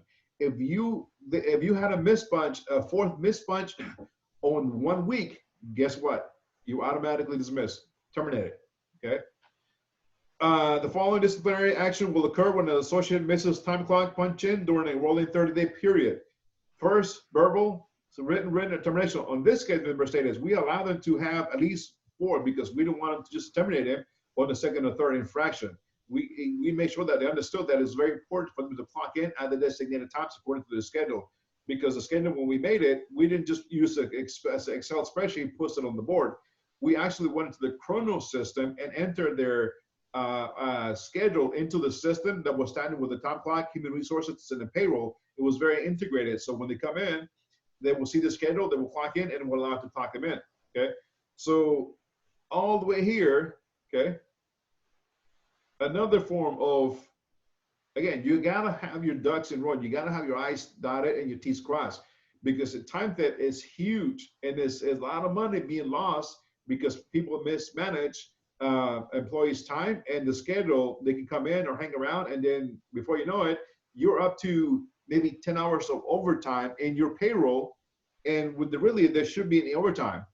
Okay, you can schedule it to work 35 hours. Okay, and you can keep track of the time. But if they're coming in and clocking in 30 minutes before or leaving at 30 minutes later, they know the system very well. They will go ahead and make sure that they're up to for the 40 hours, even though you can make it in 35 or 36. They want to make sure they maximize their 40-hour week. Even if you give them 40 hours, they're going to go overboard because they know overtime is going to be time and a half. So you got to keep a close tight on the time theft. Okay. Telling you guys, this is true life. It happens. Okay? This seems like something that I would allow less infractions on, because 4, I mean, seems excessive. This is like 2 and done, I would say. On a Especially missed if someone's logging in 30 minutes before they have to start. Yeah, there are folks that'll do that. Just it's kind of some crude Spanglish, but they would say chingly chingly. So like every day they're just, that's just the word we had for it. Anybody might be doing it, but just every day somebody taking you, 10, 20, 30 minutes on one end, maybe 5, 10 minutes on the other end, and it adds up. And if you don't watch little stuff like that, it's a thing. And then another interesting thing recently is, I don't know, maybe the last 10 years or so, you saw fast food managers telling people, well, you got to be here at 4 o'clock, for instance. You got to be here at 4, but you can't punch in. And then, you can have a free soda, but you're going to sit out there on the table or outside on the patio table. And then we get busy enough to need you, then you can punch in. So they're taking your time. You can't be somewhere else. You got to be there at 4. They might not let you punch in till 5, 5:30. That's just another example of. Nah, man. Is that legal? No. Nah, that's. No, it's another example of wage theft. It goes on in fast food. Okay. It used to. I was gonna say, man, I would be if that was the case. If they called me in at 4 and been like, "Oh, hey, you're not gonna clock in yet. We just want you here in case we need you," I'd have been like, "Yeah, no, bye. Call me if you need me." Exactly. It's an example of kind of serious unprofessionalism among some managers that are not very well trained in HR matters and don't have much people skills, and don't have many people skills, and they're just trying to make their numbers because they're going to get a bonus if they get their labor costs down and stuff like that. And it's actually wage theft. So it happens. I'm going to do a sidebar here and ask you guys a question, okay? I don't want to go too far in the rabbit hole, but has anybody have you guys been asked to come into work on your day off or your days off? Of course. And then once you started, maybe an hour, 30 minutes, or an hour, 2 hours into your shift, you were told to go home. Yeah, that happened to me. Yes. Call you in, give you an hour and a half or something? They call it a relief shift. So did you get paid for the 1 hour and a half or 30 minutes or 2 hours that you were there? Yeah, it was a relief shift. Basically, you pick up a shift. If somebody coming late and they know, you just pick it up. That's what they call it, a relief shift. But it didn't have to be always somebody late. They could have been coming in from work early and you finished their shift, because it matched up in the clockwork. It's weird, but that's how they did it. It's called a relief shift where I'm from. So be careful when you are calling on your day off and they ask you to come into work and you show up and an hour and a half goes by, 2 hours, and they're sending you home. Know your laws, know your rules, because in some places, if you are called to come in on your day off and they send you home within 2 hours, by some laws, they have to pay you for at least a 4-hour or 8-hour shift. Yes. Depending on the laws. So that's true in some places. That's right. Right. If I call you to come into my kitchen on your day off to work, and I find out that we're going to be dead and I was supposed to be busy, and I send you guys within 2 hours, by law from the company in the city or state, by ordinance, I got to pay you at least 4 hours. Even if I send you home within 2 hours, I got to pay you those full 4 hours. So be careful. And again, know your laws, because that is your rights as an employee. Okay. So it's the wise thing there is to know exactly the laws in your particular state where you're working, and then don't agree to it and then argue about it later. Basically, when you get called in, you say, well, oh, that'd be I'd get paid minimum 4 hours then, right? And then they'll know that they will if that's what the law is, they will know that that they're going to owe you for 4 hours even if they keep you 2. Because if you just say, oh yeah, okay, you do it 2, 3, 4 times, and then you finally ask them about it, and they're going to be like, you basically have taught them that it's okay. I'm an advocate for don't teach people that stupid stuff like that is okay. To caveat off of that, Chef, it kind of similar topic. It also getting called in on your days off, because I've been taken advantage of for that. once or twice before. And I've learned that you also have to tell your employer no every once in a while. You know, it's okay to say no every once in a while. Yeah, if you're not doing anything or anything like that, by all means. But if you actually have something to do, or I mean, if you don't want to do anything at all, it's still okay to say no. You know. Yes. You're only allowed to work as you agreed on your application. That's 40 hours a week, 8 hours a day. Anything above and beyond that, it is up to you. They can't force you to come in and work overtime if you can't or don't want to. If you're working 8 hours and something happens and somebody calls in sick and they ask you to stay an hour or two, it is up to you. But you're not forced to stay there past your shift. All up to you. Or like James said, if maybe it's Tuesday afternoon and you were looking forward to getting a nice nap. It's not really the boss's business why you say no. If they want you and you're not scheduled and you say no, it's your right to say no. Yep. Just cause and its effects of discipline. In reviewing whether or not management was correct on its choice to discipline, arbitrators have looked at a number of factors. These factors must be taken into account by management when deciding to use discipline. 1, did the employee clearly understand the rule or policy that was violated? For example, were the work rules or policy provided to the employee prior to the violation? Is management responsible to prove that employee knew the rule or policy? Was the rule or policy consistently and fairly enforced by management? For example, did management have history of ignoring the departmental policy on wearing safety equipment, but singled out an employee for discipline anyways? Did the employee know that violating the rule or policy could lead to discipline? So on this one, you have to be consistent. You have to be fair across the board. You cannot single somebody out for not wearing the cut glove, okay? Because the next one, if they're not wearing a cut glove and you didn't say anything about it, and you discipline this one, you got to be fair across the board. Otherwise, they can say it's favoritism. Can't, okay? 4, I just want to say that at Top Golf Charlotte, I was the reason they put a cut glove policy into place, and I'm proud of that. Hey, did you lose? Did you have to have some fingers put back on? Yeah, kind of, sort of, but I cut it like almost all the way down to the bone on a mandolin, and there was nothing the doctors could do for it. They said, well, you just got to deal with it and suffer through the pain. And I was like, thanks, doc. I could have not spent a whole 3 hours in here with you guys. Yeah. To know that, you know, but I was the reason they put that policy into place. Sometimes it happens. Did they put that policy in place, including for things other than mandolins? Did they say? Oh yeah. They said you had to do it for all. Anytime you were cutting anything on any surface or using any knife. That'd be my last day. I don't wear those. So you got to be fair, right? The seriousness of the offense in terms of violating company rules of conduct, company obligations. For example, being a few minutes late before a shift could not be viewed as being serious offense of striking another employee or stealing university property. The long service of an employee, the previous good or bad work record of an employee. Provocation, was employee pushed into acting rudely or violently as a result of management or customer actions. This is a very common defense of employees involved in subordination. Okay. So you can't get in trouble if you are provoked.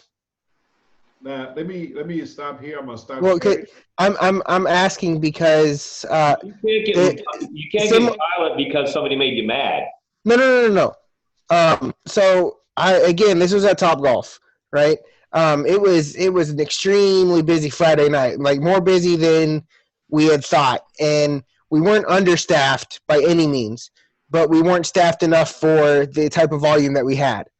And I was running on the expo line, and my fry guy was kind of behind on fries and tater tots, right? Everything else was coming in just fine. And I kept asking him, hey, man, I kept asking and telling, hey, man, keep those fries going, keep them coming, because I got a lot of burgers on my screen right now. And don't count orders, just keep fries coming. Don't try to count fries, just keep them coming. Exactly.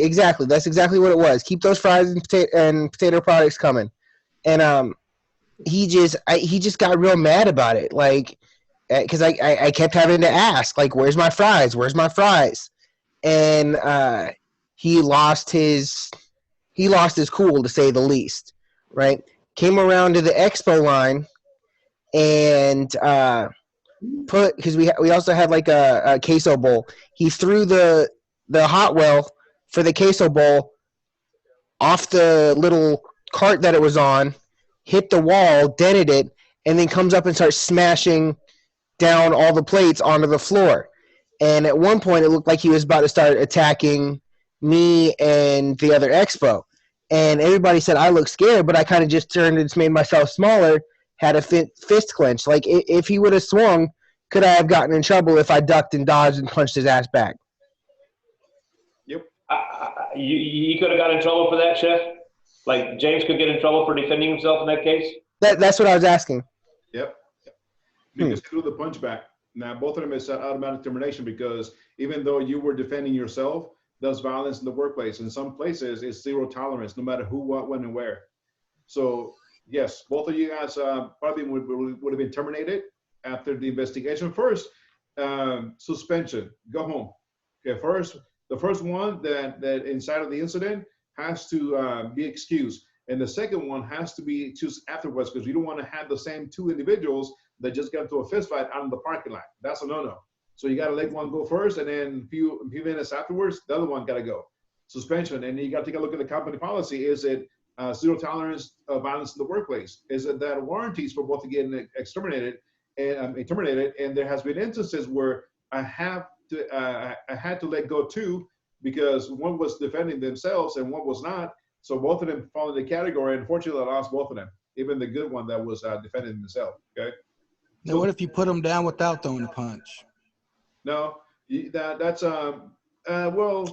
physical contact, because they can go back in court and fight it and say you were what is it? What am I looking for? They can fight in the court, file the charges against what's the word I'm looking for? Because you assault battery. Yeah, assault battery, because you had physical contact with them, even though you held them down. Right. I mean, but it was just be like if having him not hitting me in the face, you know. Yeah, like there's nothing you can do. You just got to take a punch to the face. I think you have to defend yourself and try not to get hit, but I think you try really hard not to come back and take that punch you want to take. That kind of stinks, right? Yeah, because even though you're on defensive, that's assault and battery, and both of you guys on the grounds of termination, because there was physical contact between both of them, even though one was on the defensive or try to hold them down. Here's another example, guys. Think about not too long ago, maybe about 6 months ago, there was an incident at a fast food restaurant. Okay, customer got irate at the cashier because she wasn't getting her French fries. And I seen her laugh. What happened with that manager, where the customer was waiting for the French fries to her order? What happened? What did the manager do? Right? You guys remember? No. Mercedes? I mean, if it's the same one I'm thinking about, I think what really heightened that situation is racial slurs that were used. So definitely in a situation like that, I'm good up until the point that someone touches me. Once you touch me, all bets are off. I don't care what position I hold. I am going to take care of business. So verbally, I can handle anything, but the moment you put your hands on me, it's over. Time's out. Over. Well, that's a good one. That's not the one I was asking. The one I was asking about. The jacket comes off. Everything. We about to step outside. I'm through. Take care of business.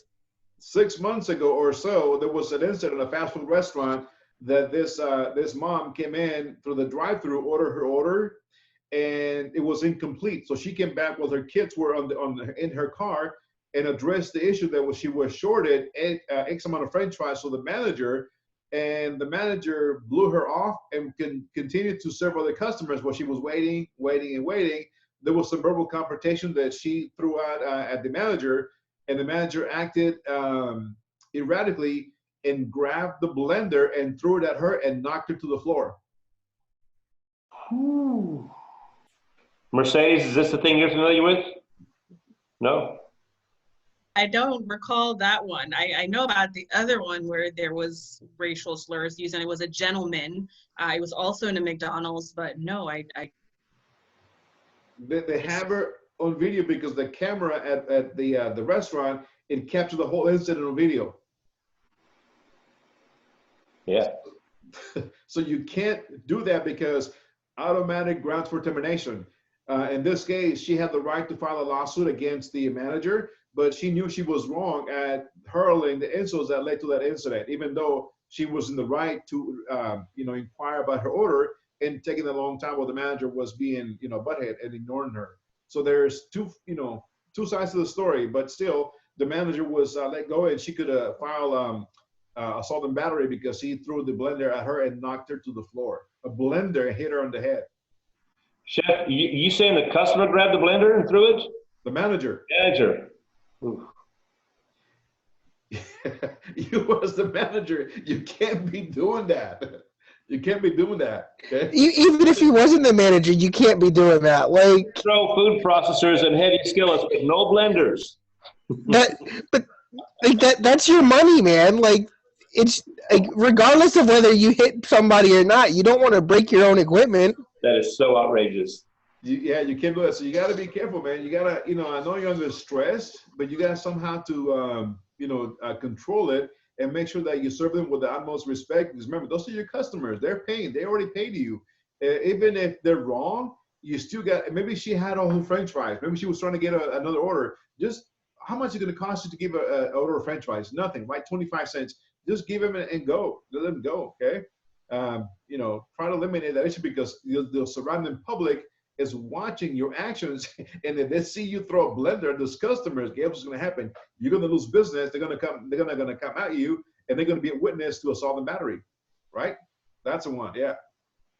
Chef, it's a bit of a rabbit hole, but 8 or 9 years ago there was a video circulating on the net where the typical house surveillance footage catches this incident happening. A chef, I think is a chef or a manager, comes in a kitchen and he's so mad and he's so out of control. He's shoving stuff and knocking stuff down and he knocks people down. He's tearing the whole place down in a fit of rage. He's like he's a threat to everything and everybody. And he goes around through the front line. He across the end. He goes through the back of the kitchen, comes around through the front line again. He's just making a circle like a racetrack, just knocking down everybody that tries to slow him down or anything like that.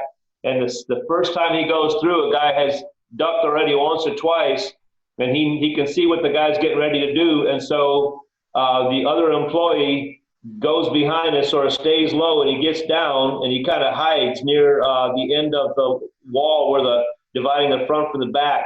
And the next time that chef comes through there, the guy is crouched way down and he's ready. He's coiled up and he just comes up. I know you guys can see me, but he just comes up like this and catches him and just completely knocks him out. And he's with one punch, the guy's out. And it seems outrageous, but the guy was actually he was endangering and actually actively hurting people. And I would argue that there was a case where that was, even though he hit the guy, I think it was totally a defensive maneuver. That guy was throwing so much stuff he could have killed somebody, And you might still be able to find it on the net. I don't know, but it was a pretty mind-blowing thing. It was circulated among everybody in the cooking business for quite a few weeks in a row. Yeah. So yeah, you gotta be careful, guys. Can't do that because remember that split decision can land you in the bed and breakfast with chrome bracelets. Okay. Arbitrators will often rule harshly against employees who are deceptive during an investigation and who's shown no remorse for their actions. This list is it's not exhaustive, but does include some of the more important factors that should be reviewed prior to issuing a discipline. Okay, first, transparency. Set clear guidelines. Your restaurant should have a code of conduct that employees are expected to abide by if possible. It should be in writing, but even when not when in that, it should be clearly explained to employees. If you have an orientation for new employees, this is a good time to introduce the code of conduct to them. Now, remember, go back to the first week. I sent you guys a copy that was kind of lengthy. It was a kitchen training manual of what was expected for my cooks before they hit the kitchen floor. And I don't emphasize on sanitation, washing your hands, but a segment was zero tolerance for vulgar language. It was not allowed in the kitchen, okay? So you got to say them ahead of time, let them know. So be transparent and say the guys at the start. Your restaurant doesn't have a code of conduct. As a manager, you should still set basic standards for what behavior is unacceptable under your supervision and explain them to the employees working under you, okay? Progressive discipline. Even if you have an explicit code of conduct, there are times when employees will act inappropriately. The most common way of dealing with a workplace discipline is called progressive discipline because it progresses through 4 stages. First offense, second, third, and fourth. First, a verbal, written reprimand. The next one is suspension and dismissal. I just shared with you guys, Sam, whatever his name was, right, my dishwasher, of how his progressive discipline led him to get terminated because he was not dependable, okay? So progressive discipline, that's what I did. I had no choice, okay? Verbal reprimand, explain what employee is doing wrong and how to it impact others. The last part of it is important. If their actions are hurting other people and you don't point them out, it will usually convince them to shape up. So verbal reprimand, even though it's verbal, you still have to write it down and keep it on the logbook or in your folder on their names, okay?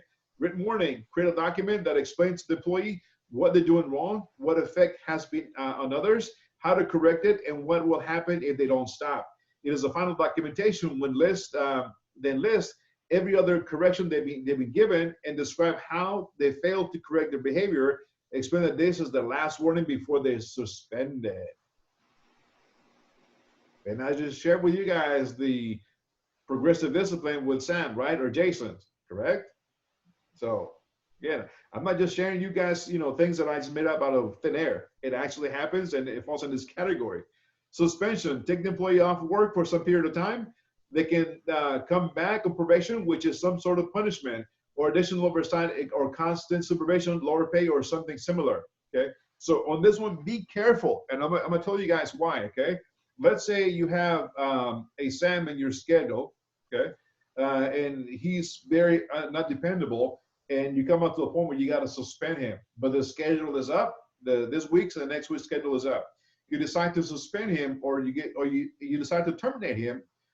Now you're gonna go to the schedule and cross out their name with a Sharpie before they set foot in this on your kitchen. Guess what's gonna happen if you do that? Before you already have all the documentation, you know you're gonna fire Sam. You got his written, verbal, so forth, so on. You talk to HR, it's already set in stone, it's done, out of here, but it's still on the schedule that day. But you already consulted HR. Now you're going to go to the schedule on the board. You're going to cross out their name with a Sharpie before he comes into work, before you deliver the news. What may happen on that instant? What could happen? Well, you're breaking that confidence, and you're making a disciplinary action a public event. I mean, I'm not sure what'll happen as a result, but it doesn't sound like a good practice. Does not sound like a good practice. What happened? Somebody else could contact him beforehand. Bingo. Yes. Because in the kitchen, that camaraderie is very tight, correct? Absolutely. Play game on my tablet. And now with technology, it is even worse. Because you can go out to the schedule with your iPhone, take a picture, and blast all over media. Snapchat, Facebook, Instagram, and everybody's connected. Sam is going to get wind of this. He's going to get all pissed off, might retaliate, might come to work, and might cost him not even show up for work.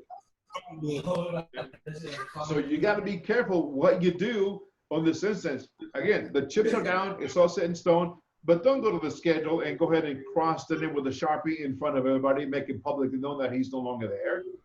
Wait until everything's said and done. And employees are going to be like the inquiry. Everybody wants to know, right? They'll be asking questions. Hey, what happened to this? What happened? I have no idea. I don't know. Grab me that pillow. Okay. Hey, Cam, mute yourself, please. So, you got to keep it confidentially. One is all said and done. Then you can go ahead and take the schedule down and try to change it, but you got to pull in your cooks and ask them if you can switch their days off to accommodate the lack of that abyss, that hole that has been left for that individual. But don't go in and write it with a Sharpie until everything's said and done. Then go back and do it because it's been done beforehand. And like I said, it's like, hey, by the way, just like Caitlin said, you're not on the schedule. What's going on? I want to know. I want to gossip. I want to, spread the word, spread the rumors. Right? Can't do that. Right, and if that bad move, that kind of not very smart move that you make causes a bunch of people in the kitchen to kind of take the side of that individual and they take a little bit of an attitude against you, it's possible that some people might say, nah, yeah, I ain't coming in Thursday. I know you need somebody to cover for Billy Bob who just got fired, but I can't do it. Right? You need to keep a professionalism there, and if you're careful and you really done things right for proper cause, most people will be able to see that, and if you need a shift covered, they can consider that without getting all emotional and getting mad and deciding that you have to take a screwing over it. But if you set them on a bad kind of on a bad spirit about the whole thing, it could be a whole different animal. And as we just agreed a while ago, they don't have to come in on a shift they're not scheduled for. So you got to keep it under wraps. Don't go ahead and announce it and make it all known because again, everybody can text, call, hey, by the way, you've been fired, Right. dude, don't show up for work. And then the rest of the crew, hey, they're going to call you to come in. Don't answer your phone, or habla inglés. I don't speak English, okay, right? So keep it on the wraps until it's said and done. Then go ahead and try to adjust the schedule as you may. Termination. Meet with employee in person. Provide documentation for every step of the disciplinary process they've gone through and explain why you're letting them go. Guys, it is never easy to sit across a desk with your HR director and let an employee go, no matter what the employee has been done, because that's somebody's livelihood. That's somebody's income to support themselves. No matter if they're drug addicts, jail, whatever, they were a horrible employee, that's somebody's income. So I've always, been effective when I sit across the table for somebody that I had to let go, whether good or bad. It's like, I don't want to, it hits home because sometimes in the future, you might be sitting on the other side of the desk. Karma might come back. So that's something that, it's sometimes you gotta build a thick skin and actually do it and separate the emotions from that person and proceed forward, because at the end of the day, business is business and nothing is personal. But again, it's somebody's livelihood. Okay. Chef, I got a question for our students right now, real quick. Can you guys? Can anybody tell me a situation where you have someone who is becoming a problem, presenting a problem that could go down that bad path where you finally have to let them go? We all agree it's not pleasant, it's not easy, and it can be very difficult for the business and for the individual. Does anybody know of something that could be done short of that kind of disciplinary action where you finally have to terminate? Because there is something, but I want to know if anybody can think of what it might be. Are you talking about like as a disciplinary action? Well, let's say, Cam, let's say that we're on a track that the person has already got some discipline or is about to get more and is needing some, and you'd rather not fire them, but you can clearly see that the track they're on is not helping the business and not particularly good for them. Like maybe you work with somebody that the particular job is just not a good fit for them. What could be done? Could you just stop positions?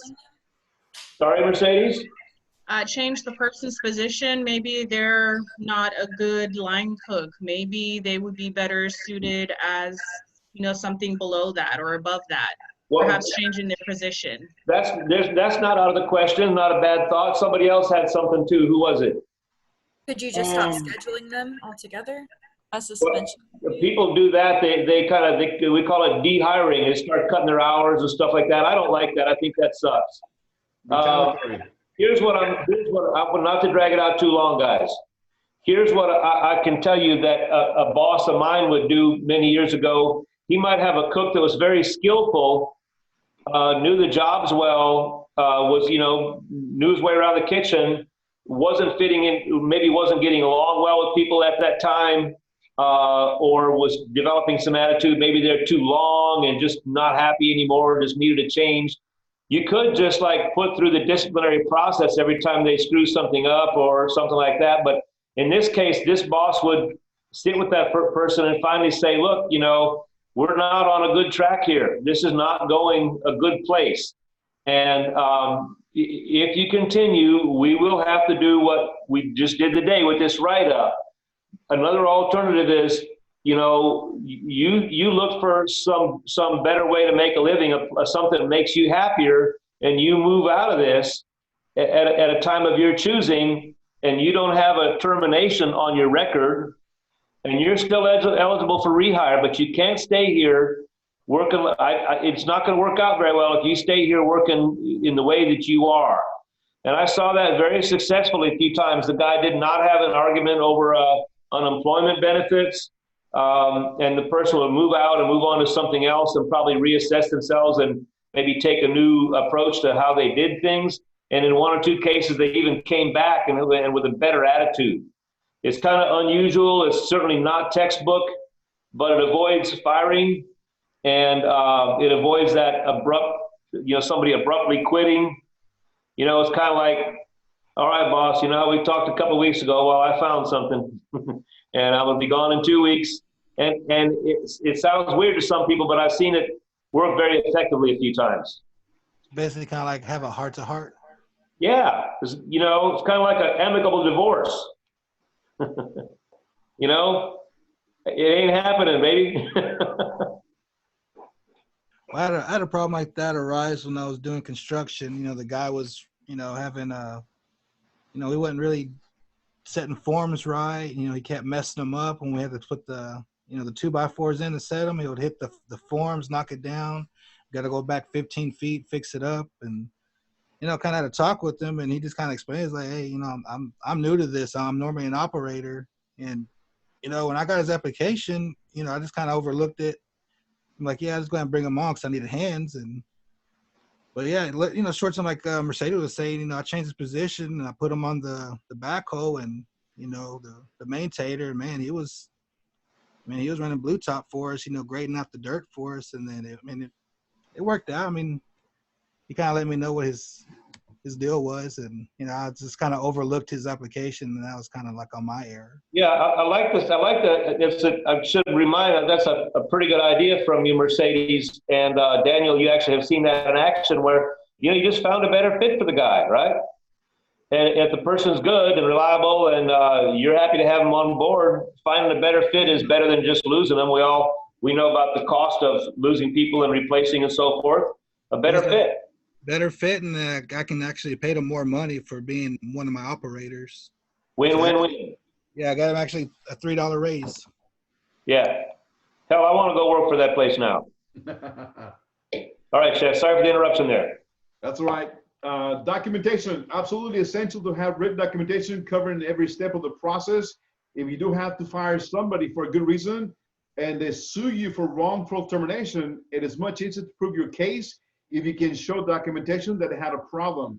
You gave them a chance to fix the problem and they didn't fix it. Again, guys, documentation from the get-go, from the hiring, the employee manual, the employee guidelines, the rules, the ethics, everything that you have built to hire that individual, you got to make sure they sign it and they date it. And even through the process, should you get out of line, you got to pull them in, do a verbal, you got to log it in. Just like the email that you saw, just like the termination that that occurred, the written warnings, everything has to be logged in. I know, again, we live in the cloud world, but hard copies are sometimes the best because you have them on hand, and you can produce a documentation. You can even fax, email copies, whatever, and have those ready to go. So documentation is very important because man, you don't want to have somebody let go and then they sue you for wrongful termination. Now you got to pay them for the time you let them go until that process goes. And guess what? You're going to have to bring him back on board and still have him on your payroll, and they're going to make your life hell. Okay, could make your life hell. Know how to properly create a disciplinary write-up. I have one. If anybody's interested to at least have a copy format. Send me a copy, Chef. Anyone else? Yes, Chef. Please send a copy. Okay. Me too, Chef. Me. It's going to come in handy, guys. I have a format. Again, I'm more than willing to share with you guys what I have, because again, it's not just about the lectures, about getting you guys ready for that aspect. When you guys take those steps, you guys are going to be better, well prepared for what's coming on your plate, okay? So anyways, keep track of this and have a specific and specify specific limit of times to be tolerant. Look for the bad traits and habits. If they are consistently late, then why? Are they having issues getting kids dropped off to school? If so, make it where their schedules allow them time to do so and get it to work on time. Adjust the schedule. I have done that. You know, I was fortunate enough that I could be flexible and be able to accommodate him. Okay. Are they late because they don't want to get up out of bed? This is just a bad personnel. And we have some of those, right? To avoid misunderstandings and encourage compliance going forward, your employee or student discipline letter must be precise, straightforward, follow the steps below to get a well-organized letter that effectively communicates with the recipient. First, state the reason for the letter. The beginning of the letter should inform the individual of the specific actions that resulted in the letter. List the specific offense here, and if applicable, inform the individual how you determine him to be in violation of the specific rules. Why? To explain why his actions were unacceptable. Refer to the particular section of the employee handbook or code of ethics that explain why he or she is being disciplined. If the letter is the result of less than standard output, firmly reiterate that the performance that is expected of the individuals within the organization and why must it be met. Again, I live with employee handbook on my desk, on my file cabinet, and I had to refer back to it to make sure that I was following the guidance. I didn't want to step out of bounds, and I want to make sure that at least give the benefit of the doubt to the employee, give them the best possible help that they could get. If they're not, then I'll go back and make sure that, hey, if it didn't happen, this is why you were known about it. Give consequences of his behavior. Firmly communicate a warning or inform the individual of any punishments or suspensions resulting from his behavior. List previous incidents if necessary, and be sure to explain the consequences that future violations may bring. And again, one of them, I think Silvana says, it may be up to termination, okay? Always have that. Okay, not out of fear, but just let them know that if it doesn't get fixed, they may not be with you, okay? Encourage feedback. You saw that section at the bottom, right? Associate comments, okay? Encourage feedback. Close the letter in a respectful and professional tone that elicits peaceful response and allows the recipient to provide feedback. Refer him to appropriate department to address any questions or concerns he may have in regards to the disciplinary letter. Working with employees, sometimes underlying problem causing the issue that you might be able to help with. You should find this out during the verbal reprimand stage at the absolute latest and see if the employee can figure out a way to fix it. Your line cook might be coming in late to work because her son just started school and she has to drop him off before coming in. To fix it, you can move the line cook shifts in the middle of the day to avoid that scheduling conflicts. An overview of disciplinary action, just an overview. One is a human, so pay close attention, guys, okay? One is a human resources specialist that has been asked to review his company's disciplinary procedures. Discipline is an action taken by an employer to correct employees' poor performance or behavior that violates the company's policies or procedures. One knows that it is important for employers not to treat discipline as a form of punishment, but rather as a method to train employees to better employees or improve unacceptable work behavior attitudes. Idea is not to punish past behavior, but to improve future behavior, okay? So we got the hot stove rule, okay? The hot stove rule. Remember as a kid, you used to be told, don't put your hand on the fire, you're gonna get burned, right? Yes, Chef. All right. One also knows that it's a good idea to follow the hot stove rule in discipline. If you have ever touched a hot stove, you probably will not do it again. Let's see why. You receive immediate feedback. If you touch your hand to a hot stove, it burns. Cause and effect is a clear and immediate. If you know beforehand what happens if you touch a hot stove and you can tell that the stove is hot because the flame or red heating elements, knowing in advance what behavior will be disciplined will help you prevent the discipline, okay? Consequences are applied consistently. If you touch the hot stove, you get burned no matter how many times you touch it. There are consequences each and every time you touch it, okay? The hot stove doesn't care who you are. It only cares about what you do. If you touch it, you get burned. If anyone else touches it, they get burned. Consequences are not personal. The consequences are based only on behavior. One can take these principles and develop a set of rules concerning the company's disciplinary actions, which you can call the hot stove rule. Discipline should be immediate. In other words, when an employee violates a rule, procedure, or standard, discipline should be undertaken as quickly as possible, just like the pain it felt when they touched the hot stove, okay? So when something like this happens, you gotta act right away. You gotta pull that Band-Aid off. It may hurt, but you gotta pull the Band-Aid and nip it on the butt. Fair warning must be provided. Employees should be disciplined for violations only if they had reasonable notice that certain behavior violates a company policy or rule. Sometimes this is a no-brainer, like employee theft.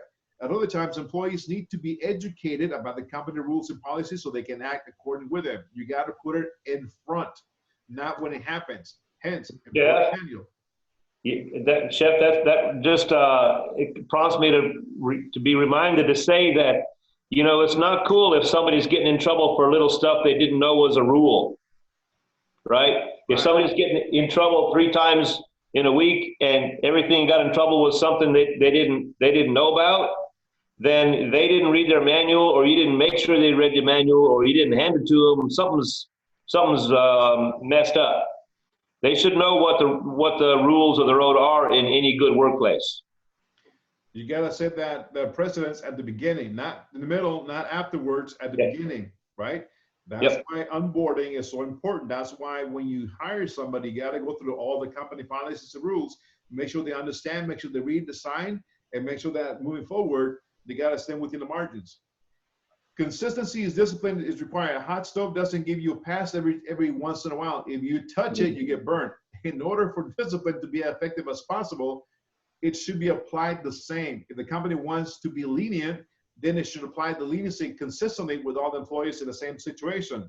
Harshness should be consistent as well. If one employee is terminated for being late 3 times without a good cause, then all of the employees should receive the same employment action, okay?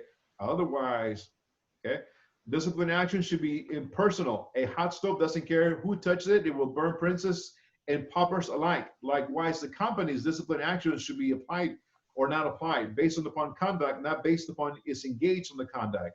Once disciplinary action has been completed, managers should treat the employee subjected to discipline just like anyone else. Okay. In summary, the hot stove rules holds that a disciplinary action should be taken immediately after being properly warned, consistently, and applied impersonally. Okay. So more discipline, more detail. Progressive discipline is a process of dealing with job-related behavior. Does not meet expected communication, performance standards. The primary purpose is progressive discipline is to assist the employee to understand that a performance problem is opportunities improvement exists. Okay, guys, it is 8:20. What is it? 25, Sir Gary? 23 by me. 8:23. Let's take a short minute break and we'll come back and we'll finish up. Okay. Any questions between now and then? I'm here for you guys. Yes, sir. 8:33, right? Yes, 33. Okay. Pretty smart about watching dollars and all that kind of stuff. And he liked to discourage people laughing and clapping and stuff when somebody breaks stuff, because he didn't want us going around and get the idea that was too funny. He's like, well, we know what happens, but it's not something we want. Yeah. Let's not have too much fun when that happens. I would have been like 3, 6, 9, 12. Wow, my money. Okay, I have a quick question regarding docking pay. Now, I know you said that's probably never legal, but what if an employee comes in late for their shift? How is that handled as far as pay? Well, that's if it's an hourly employee, they come in late, they punch in late. So they're supposed to be only paid the hours that they work, but so you wouldn't necessarily consider that docking. No, because you're paying them as soon as it's set from the kitchen, and when they clock in, they should already be in uniform, early or late. They should be clocking in as set from the kitchen. You don't dock their pay. In that case, just like you saw when I was telling you guys about, when I sent you guys about the absenteeism and tardiness, it states there, how if you're late, if you clock in, I can pull the information from the system, and it's going to pinpoint the times that Jason was late according to every time he clocked in.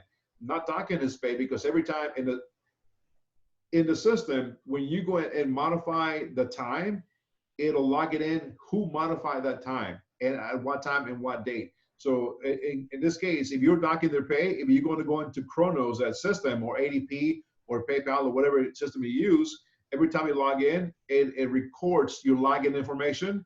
And if you're going to change somebody's time, it'll record it with your name and your time and the date. So if you're going to dock somebody's pay, it's already recorded on the system. So if the Workforce Commission comes in, or the Department of Labor comes in and does an audit on your payroll, they can pull those records and they can see that you actually docked that employee's pay, and then you. But it's not docking if they're late. That's what I'm trying to figure out. When is it considered docking versus them being late and actually starting their shift late? There's almost no such thing as docking. If I'm due on the clock at 7 a.m. and I punch in at 7:45, well, I get 7.25 hours that day instead of 8. Instead of 8. I dock myself when I come in late. The manager can't go in, I don't think, and dock me another hour or something like that. No way. Docking is when an employee leaves at 11 o'clock p.m., but by that time you're already home and asleep, they're supposed to end their shift at 11 p.m. Now, according to the schedule, you come in the next day and you see them clock out at 12:30 a.m., you according to the schedule, they're supposed to be out by 11 o'clock. Now, you're going to go into the system and change that clock out, punch out at 11 o'clock. That is considered docking. That's docking? Yeah. I don't understand that, because you're saying they logged out late. They left at 12:30 when they were scheduled to leave at 11 per the schedule. Right. Okay, so how is that docking if they went over their schedule?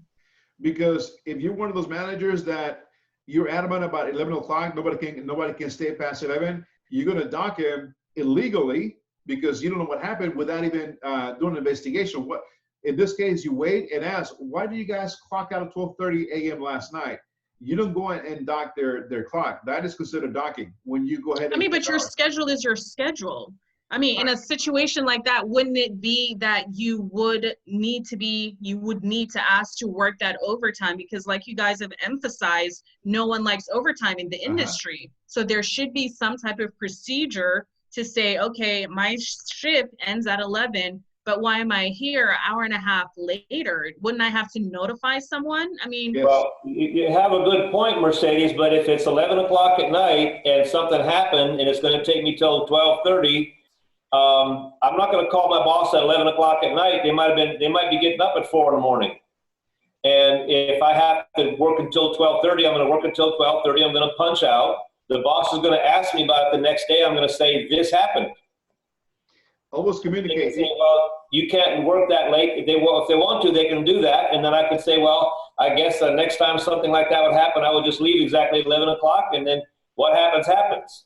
Always over communicate. If you're scheduled from 3 to 11, and if I come in, if I'm one of those managers, which I'm not, and if I see you clocked out at 12:30 a.m. midnight, if I go in and change the time instead of having you clocked out at 12:30, if I fix it and clock at 11 o'clock, that is considered docking. That is considered theft from the manager to the employee.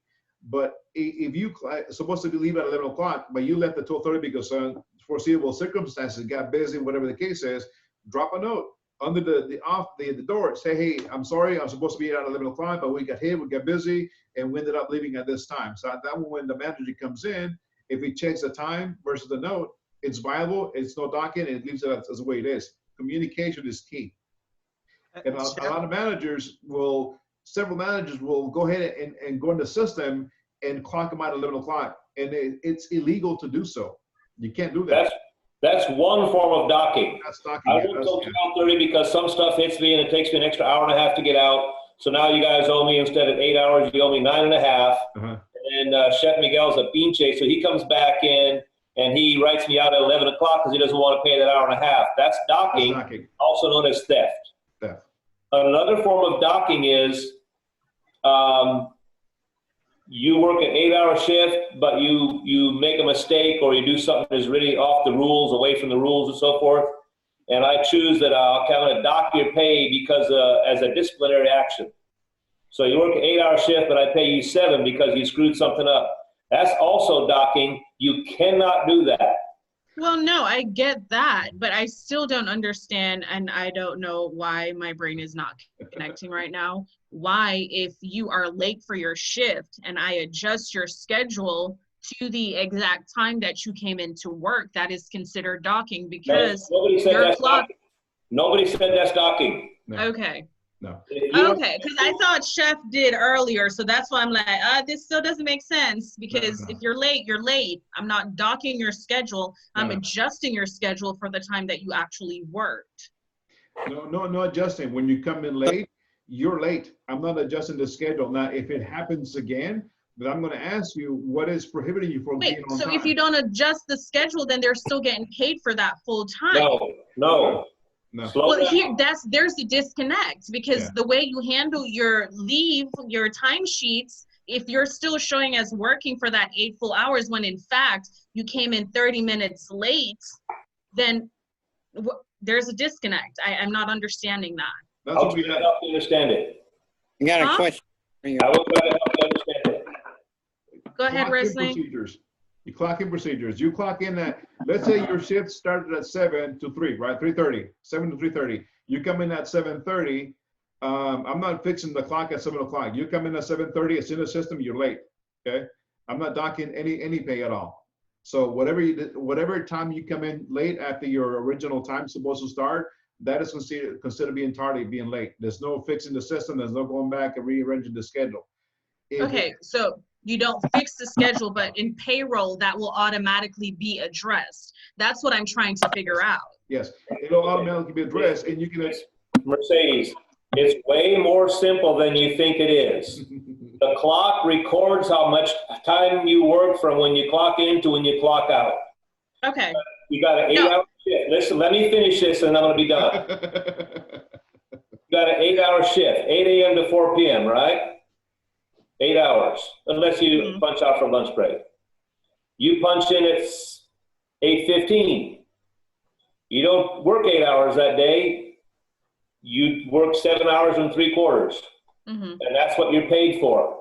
That's not docking in. That's you costing yourself hours by being late. That's all that is. There's no docking. That's just what the clock records. No one's going to go adjust your schedule. Now, adjusting the schedule, that's a different thing. That's like every day you can't quite get here on time. You got to drop your kid off, whatever, something like that. Then I'll say to you, let's think about a different schedule. It's a decision I could make. I could say, well, I could change this up a little bit. You can start an hour later and work an hour later. Somebody else can pick up the 7 a.m. one instead of you. And then this addresses a small problem. You still have the hours. I still have you on the schedule. Somebody else has happened to change their schedule a little bit. It's all fine. Right? That's not late anymore. It's a different thing. Okay, no, I think my thought process was having everything uniform across the board as far as what the schedule says and what was actually worked. So no, I understand now. It's recorded in the system. It will automatically be paid that way. I myself don't have to manually go in and make any changes. You don't have to do anything. The clock's gonna. That's all I wanted to know. Boom, done. All right, thank you. So, how to handle insubordinate employee? What do you guys think about that video? It's funny. I love how the big boss kind of let them know that they put their foot in their mouth in immediately firing him because, they didn't handle it the right way. Yeah, he was like, we need. He was so smooth with it. I swear he was. Yeah. He was just so smooth. He was like, so calm, didn't raise his voice or nothing. That killed me. I'm like, oh, he finna do something. And it's like, man, he cold. He like, oh, you want to mess up? Hey, mess up. Just know you're screwing us off. Like, basically saying it like that. That's, oh, man. But I like how at the end, he told him, he was like, this man right here saved you. And the dude he just do a shot. He was like, me? I didn't save me. Like, all right, we'll go along with it so he can look under him. Help me with my understanding about this. did that gentleman really save him, or didn't the big boss really said, hey, go get that guy back? You're wrong. You can't just fire him like that. And here's why. He saved them. He So was they doing never a good admitted to job. him that the real reason he got saved was the big old guy, the old big shot. He's really who said, no, bring him back. No, I thought you was talking about the boys saving them. He saved them too, all their work and time. So dude can agree with them in the long run. Nothing was really done in the wrong. He basically helped them. And they still took the blame for it. Hey, there's actually a comment that actually sums up the whole video. It's the young men, they know the rules, but the old man knows the exception. In this case, they didn't have the right information, right? They don't have the right investigation to let them go. They just went on their gut feeling, on their emotions. It wasn't handled properly. They could have, gathered, do the investigation and then proceeded forward because they didn't know what makes it tick. So they would just went off their impulse, like, oh, you want to mess with me? I'm going to show you. And then go back and then try to play the savior. Oh, I saved your job. No. You can't go back and backtrack because, I guess they didn't want to go back to that young kid and say, the boss told us we screwed up and we're here to get you back in. Always. Like they saved him, right? Always have your documentation ready so you're not into that place and put your foot in your mouth. Right, Chef Gary? Yes, have your ducks in a row and don't get emotionally all out of whack about it, Yep. So how to handle an insubordinate, okay? 2 employees who were dating outside of work held a screaming match in the middle of the plant in view of hearing of most other employees. All worked by over 100 people stopped. And of course, the screaming match took up hours of the employees' attention in conversation. Neither employee had ever had any disciplinary action taken against them. But in this instant, because of the widespread impact of their actions, they were given a week off unpaid to think about proper behavior at work. Nice. Disclaimer, please note that employment laws and regulations vary from state to state and country to country. Please seek legal assistance or assistance from the state, federal, or international government resources to make certain that your legal interpretation of the decisions are correct in your location. That's why I'm telling you guys, make sure you know your laws. If somebody calls you to work on your day off, if they're going to cut you off like within an hour, make sure if you're it's applicable, make sure you get paid for those 4 hours. Okay. Respectful employee discipline steps that prevent future problems. A food manager understands that disciplining employees is part of the job, but a great manager recognizes that discipline is not synonymous with punishment. In most instances, discipline should be used to correct behavior rather than to punish it. Almost every employee wants to be productive and succeed in the workplace. They need guidance and understanding more than threats and warnings to prevent future problems in the workplace and improve your management skills. Implement these respectful employee disciplinary steps, okay? Avoid talking down to employees. Again, don't go up and then see them facing down. When discussing problematic behavior, talk to the employee as a peer. Communicate on an equal level shows respect and trust. Although your job is to correct the behavioral issues, recognize that treating your employees well will, even in disciplinary situations, should come first. Work with employee to solve the problem by asking for input and opinions. Involve the employee in development of a solution. By discussing the situation together, you give them a chance to create their own correctional path, which is more likely to be followed than orders given without discussion. This lets the employee work out issues on their own way. Again, you got to give it back to them. You got to take ownership and responsibility how to fix the situation, because you can't fix them all the time. You're not them. You have other things to worry about. Yes, they're your employee, but unfortunately, they have to step up to the job and also correct their own issues. You're not there to hold their hand and cuddle them all the time, right? Right? Communicate without anger. Approach the situation logically rather than emotionally. Anger causes employees to feel attacked personally. Have a calm discussion to get to the root of the problem in an impassionate yet productive way. Use firm but soft voice to discuss behavioral issues. If you communicate with sensible points and remove anger from the conversation, you keep the employee from emotional response. behaving professionally is often reactive. Your approach sets the bar and lets the employee follow your lead on how to react to disciplinary discussion. Unemotional confrontation allows the employee to talk rationally about issues and from solutions in a professional manner. Okay. Explain why the behavior is a problem. Give the employee the benefit of the doubt when it comes to this disciplinary step. Employees often do not know how their behavior affects others. State why the behavior is causing an issue and some of the reasons you feel the need to address it. When people become aware of the impact of their actions and understand how it affects others, immediately want to fix it. Okay. Explaining why the behavior is a problem does not mean telling the employee your actions annoy others. Construct your explanation to fit the workplace, not personal situations. An alternative would be to explain your actions cause disruptions that prevent others from feeling productive. Okay. Rephrasing your approach prevents the employee from feeling targeted personally. Like, don't slam the door. You know, I mean, don't slam the door. Okay. This can cause, you know, certain factors to, you know, maybe get somebody upset. So you gotta kind of word it differently. Okay. Use corrective measures, not threatening statements. Most people want to improve and become a better employee. Scaring them into correct behavior will work only temporarily. Threats do not show that you value your team. And punishment is not instructive. It does not show the person how to improve. For a more permanent solution, use the corrective measure that explains the next steps you expect the employee to follow. Providing detailed explanation for improvement focuses on the positive rather than the negative that appears in most disciplinary reviews. So guide employee through correctional steps. Walk through the problems and solution together with employees when offering correctional steps. Working together ensures that you are both on the same page and comprehend the issues and the actions needed to fix them. Taking through the steps together avert any possible misunderstanding about what you expect. Walking through correctional steps also helps the employee understand how the choices may lead to an issue and how to avoid making poor decisions in the future.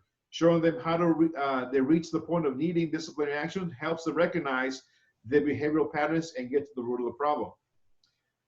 So get all the stories, get all the sides of the story. You guys get the documentation, just like the video I showed you guys just watched right now. Okay, then you get all the facts. Before you end disciplinary meeting, find out if there are any reasons behind the behavioral issues. Are outside problems contributing? Is there another employee investigating the behavior? Understanding prevents you from making snap judgments that could be misinformed. And is it possible that the problem stems from other employees or at least partially involves their coworkers? Getting all sides of the story stops you from making a snap judgment that could be off base or misguided.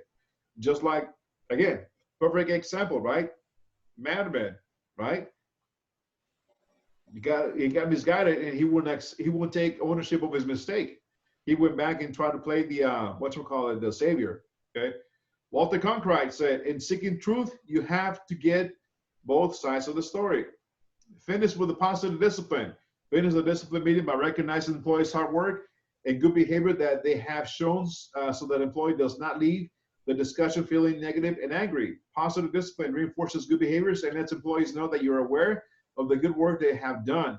This is much more active management style and forms stronger bond between you and your employees. Practicing positive discipline shows you they have value employee and motivates them to improve without having to resort to fear tactics. Okay.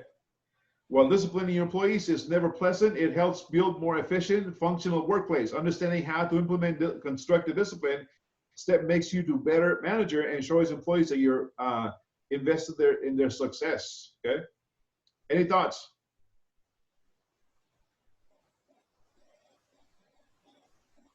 A lot of good stuff in there.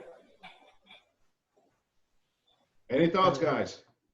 Again, you guys are going to be on that side of the fence, disciplining your staff. This gives you the tools to walk you through how to do it properly. Daniel had a good question. Daniel Rodriguez, he said, once he opens up his own establishment, does he have to hire a human resources director? You don't have to, but you can consult consult one. You're going to pay him X amount of money, like a contract, to guide you and to bill you and give you the proper documentation that fits your establishment, that fits your employees, and they'll be more in tune with the laws of the city, local city and state laws that are going to help you protect yourself from any frivolous lawsuits or anything that might backfire at you guys. Okay, so you can hire a consultant and they'll guide you through it and it will help you through it just like an attorney. Okay. Any thoughts on disciplining? You just have to be fair, impartial, and not make it personal. Bingo. And you have to talk to them on an equal balance. Now, think about almost the last slide. I'm going to read you guys this slide, okay? It says, finish with a positive discipline, okay? Listen very carefully. Finish the discipline meeting by recognizing the employee's hard work and any good behavior they have shown so that the employee does not leave the discussion feeling negative or angry. Positive discipline reinforces good behavior and lets employees know that you are aware of the good work and they have done. This is a much more active management style and forms a stronger bond between you and your employees. Practicing positive discipline shows the value of the employee motivation to improve without having to resort to fear tactics. This is positive reinforcement. Uh-huh. Now, think about it. I have used this method at school. Yeah, I have used, huh? Instead of just just highlighting on things are bad, bring it up, but also just you're doing a really good job. Maybe you just had an off week, but I'm going to address it. But but other than that, you've been doing a very good job. So yeah, they can leave, feeling positive about themselves and kind of rethink like, yeah, they see I'm doing this hard work, but they also see me slacking off. Maybe I need to pick it up. We had an incident, Mr. Daniel. You remember when you guys were in foundation with Chef Lindsay, there was an incident between you and your classmate, right? Right. And then Chef Lindsay asked, if I can go talk to you guys, right? Correct. I've used this method when I pull you outside and I pull the other guy too. Same method in school. Right, and he actually came in to apologize. Right, and then he came in to apologize, right? So sometimes it does work. Now, Ms. Mercedes, I use this method too. Several times with Kevin, Armand, and yes, even Ms. Norma. Even with Armand, I pull him outside. Huh? People try to get under your skin. At the end of the day, all somebody wants out of you is a reaction. If you give them that, you let them win. Yeah, even with Armand, I pulled him outside the day he had his issues. And I say, man, you have some skills. You have some mad skills. You know about food. Trying to concentrate on the positive and trying to see if it can, help, make them see that they do have some knowledge and skills that can be applied to, but it all depends. Just like that video said, you have to change your swag in this business, right? You are who you are, but sometimes you got to change that swag to be successful. And that's what the whole point was, when I pull them outside and I get you, I understand. I know, I may know where you're coming from. Trust me. Yeah. Been there, done that. But now this is what the future holds and this is an investment. So sometimes you have to change that swag. So I'm pretty much the same inside, away from the kitchen and inside the kitchen. My attitudes, it's pretty much the same. I never have to change anything other than the kind of my word usage. Yeah. So it's been utilized, and I've used it in school with students on the positive. Sometimes it works, sometimes it doesn't. Yeah. Okay, right, Chef Gary? Yes, even when it doesn't work, it's better than making a big mistake of really flying off the handle and letting something explode into a big shouting match, all emotional and things like that. When you do that and you let it out of control, it's kind of like what Shaheem said a minute ago. He said, when sometimes people are just trying to get a reaction. And if they just get a reaction from you and you don't solve anything, then they kind of land kind of like they won. They landed a blow on you for nothing good, really, right? So having a good way to discipline, maintain order, remind people what's important and what they should be focusing on, while keeping wrong emotions out of it is a really, really good thing. There's a lot of chefs that are extremely skillful and never really develop their personnel or HR skills and their human skills up to the level that's near where their food skills are. And that doesn't usually wind up making for a satisfying career for that chef. They drive themselves or their family crazy or something, you know? And there are people that work for them as well. Any thoughts, guys? Any questions? Disciplinary actions. Motivation.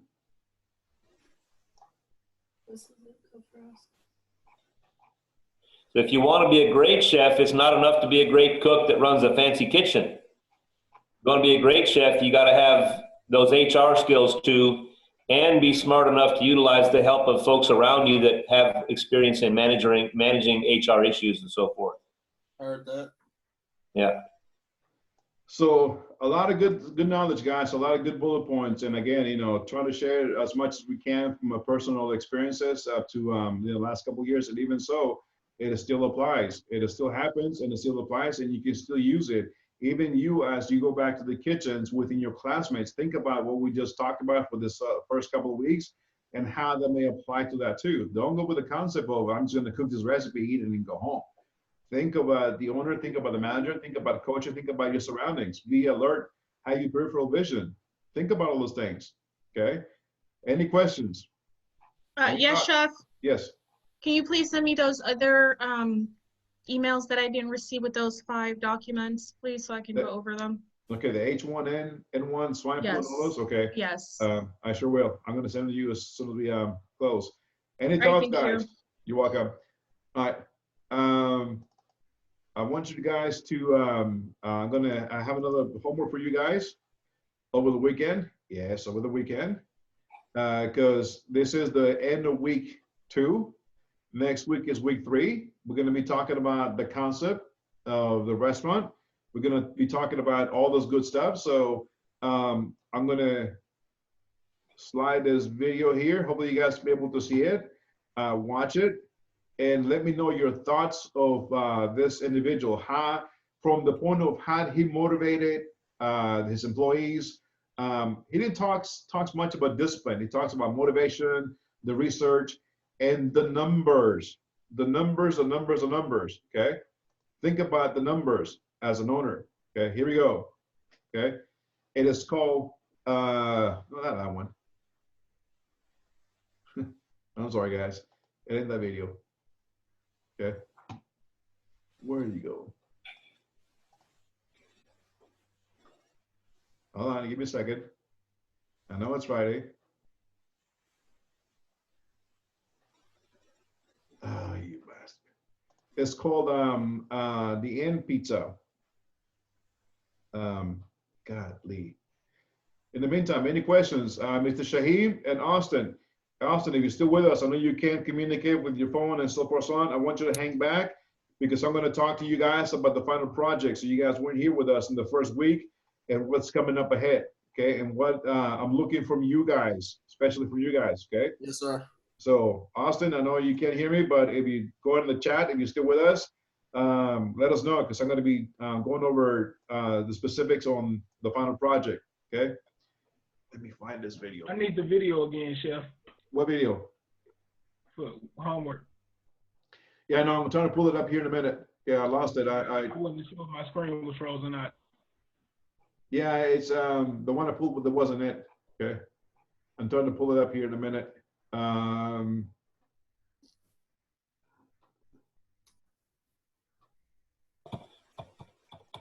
we go. It says it's called.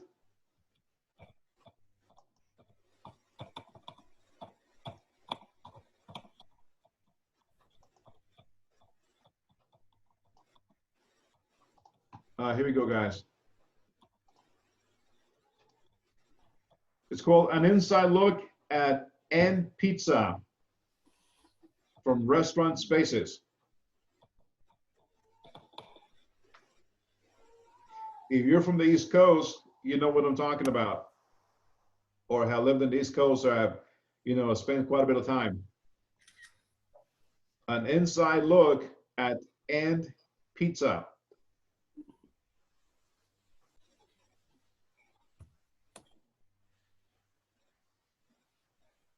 Got it?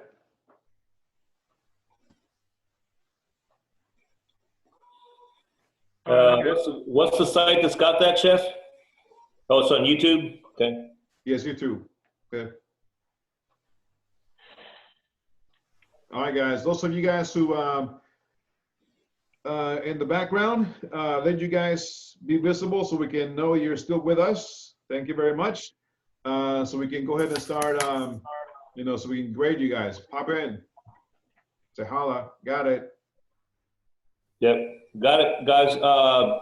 Austin, you can't hear us, right? I was hoping I could get you to hang back, Austin, because we can give you some heads up on some of that final project. Are the rest of us good, Chef?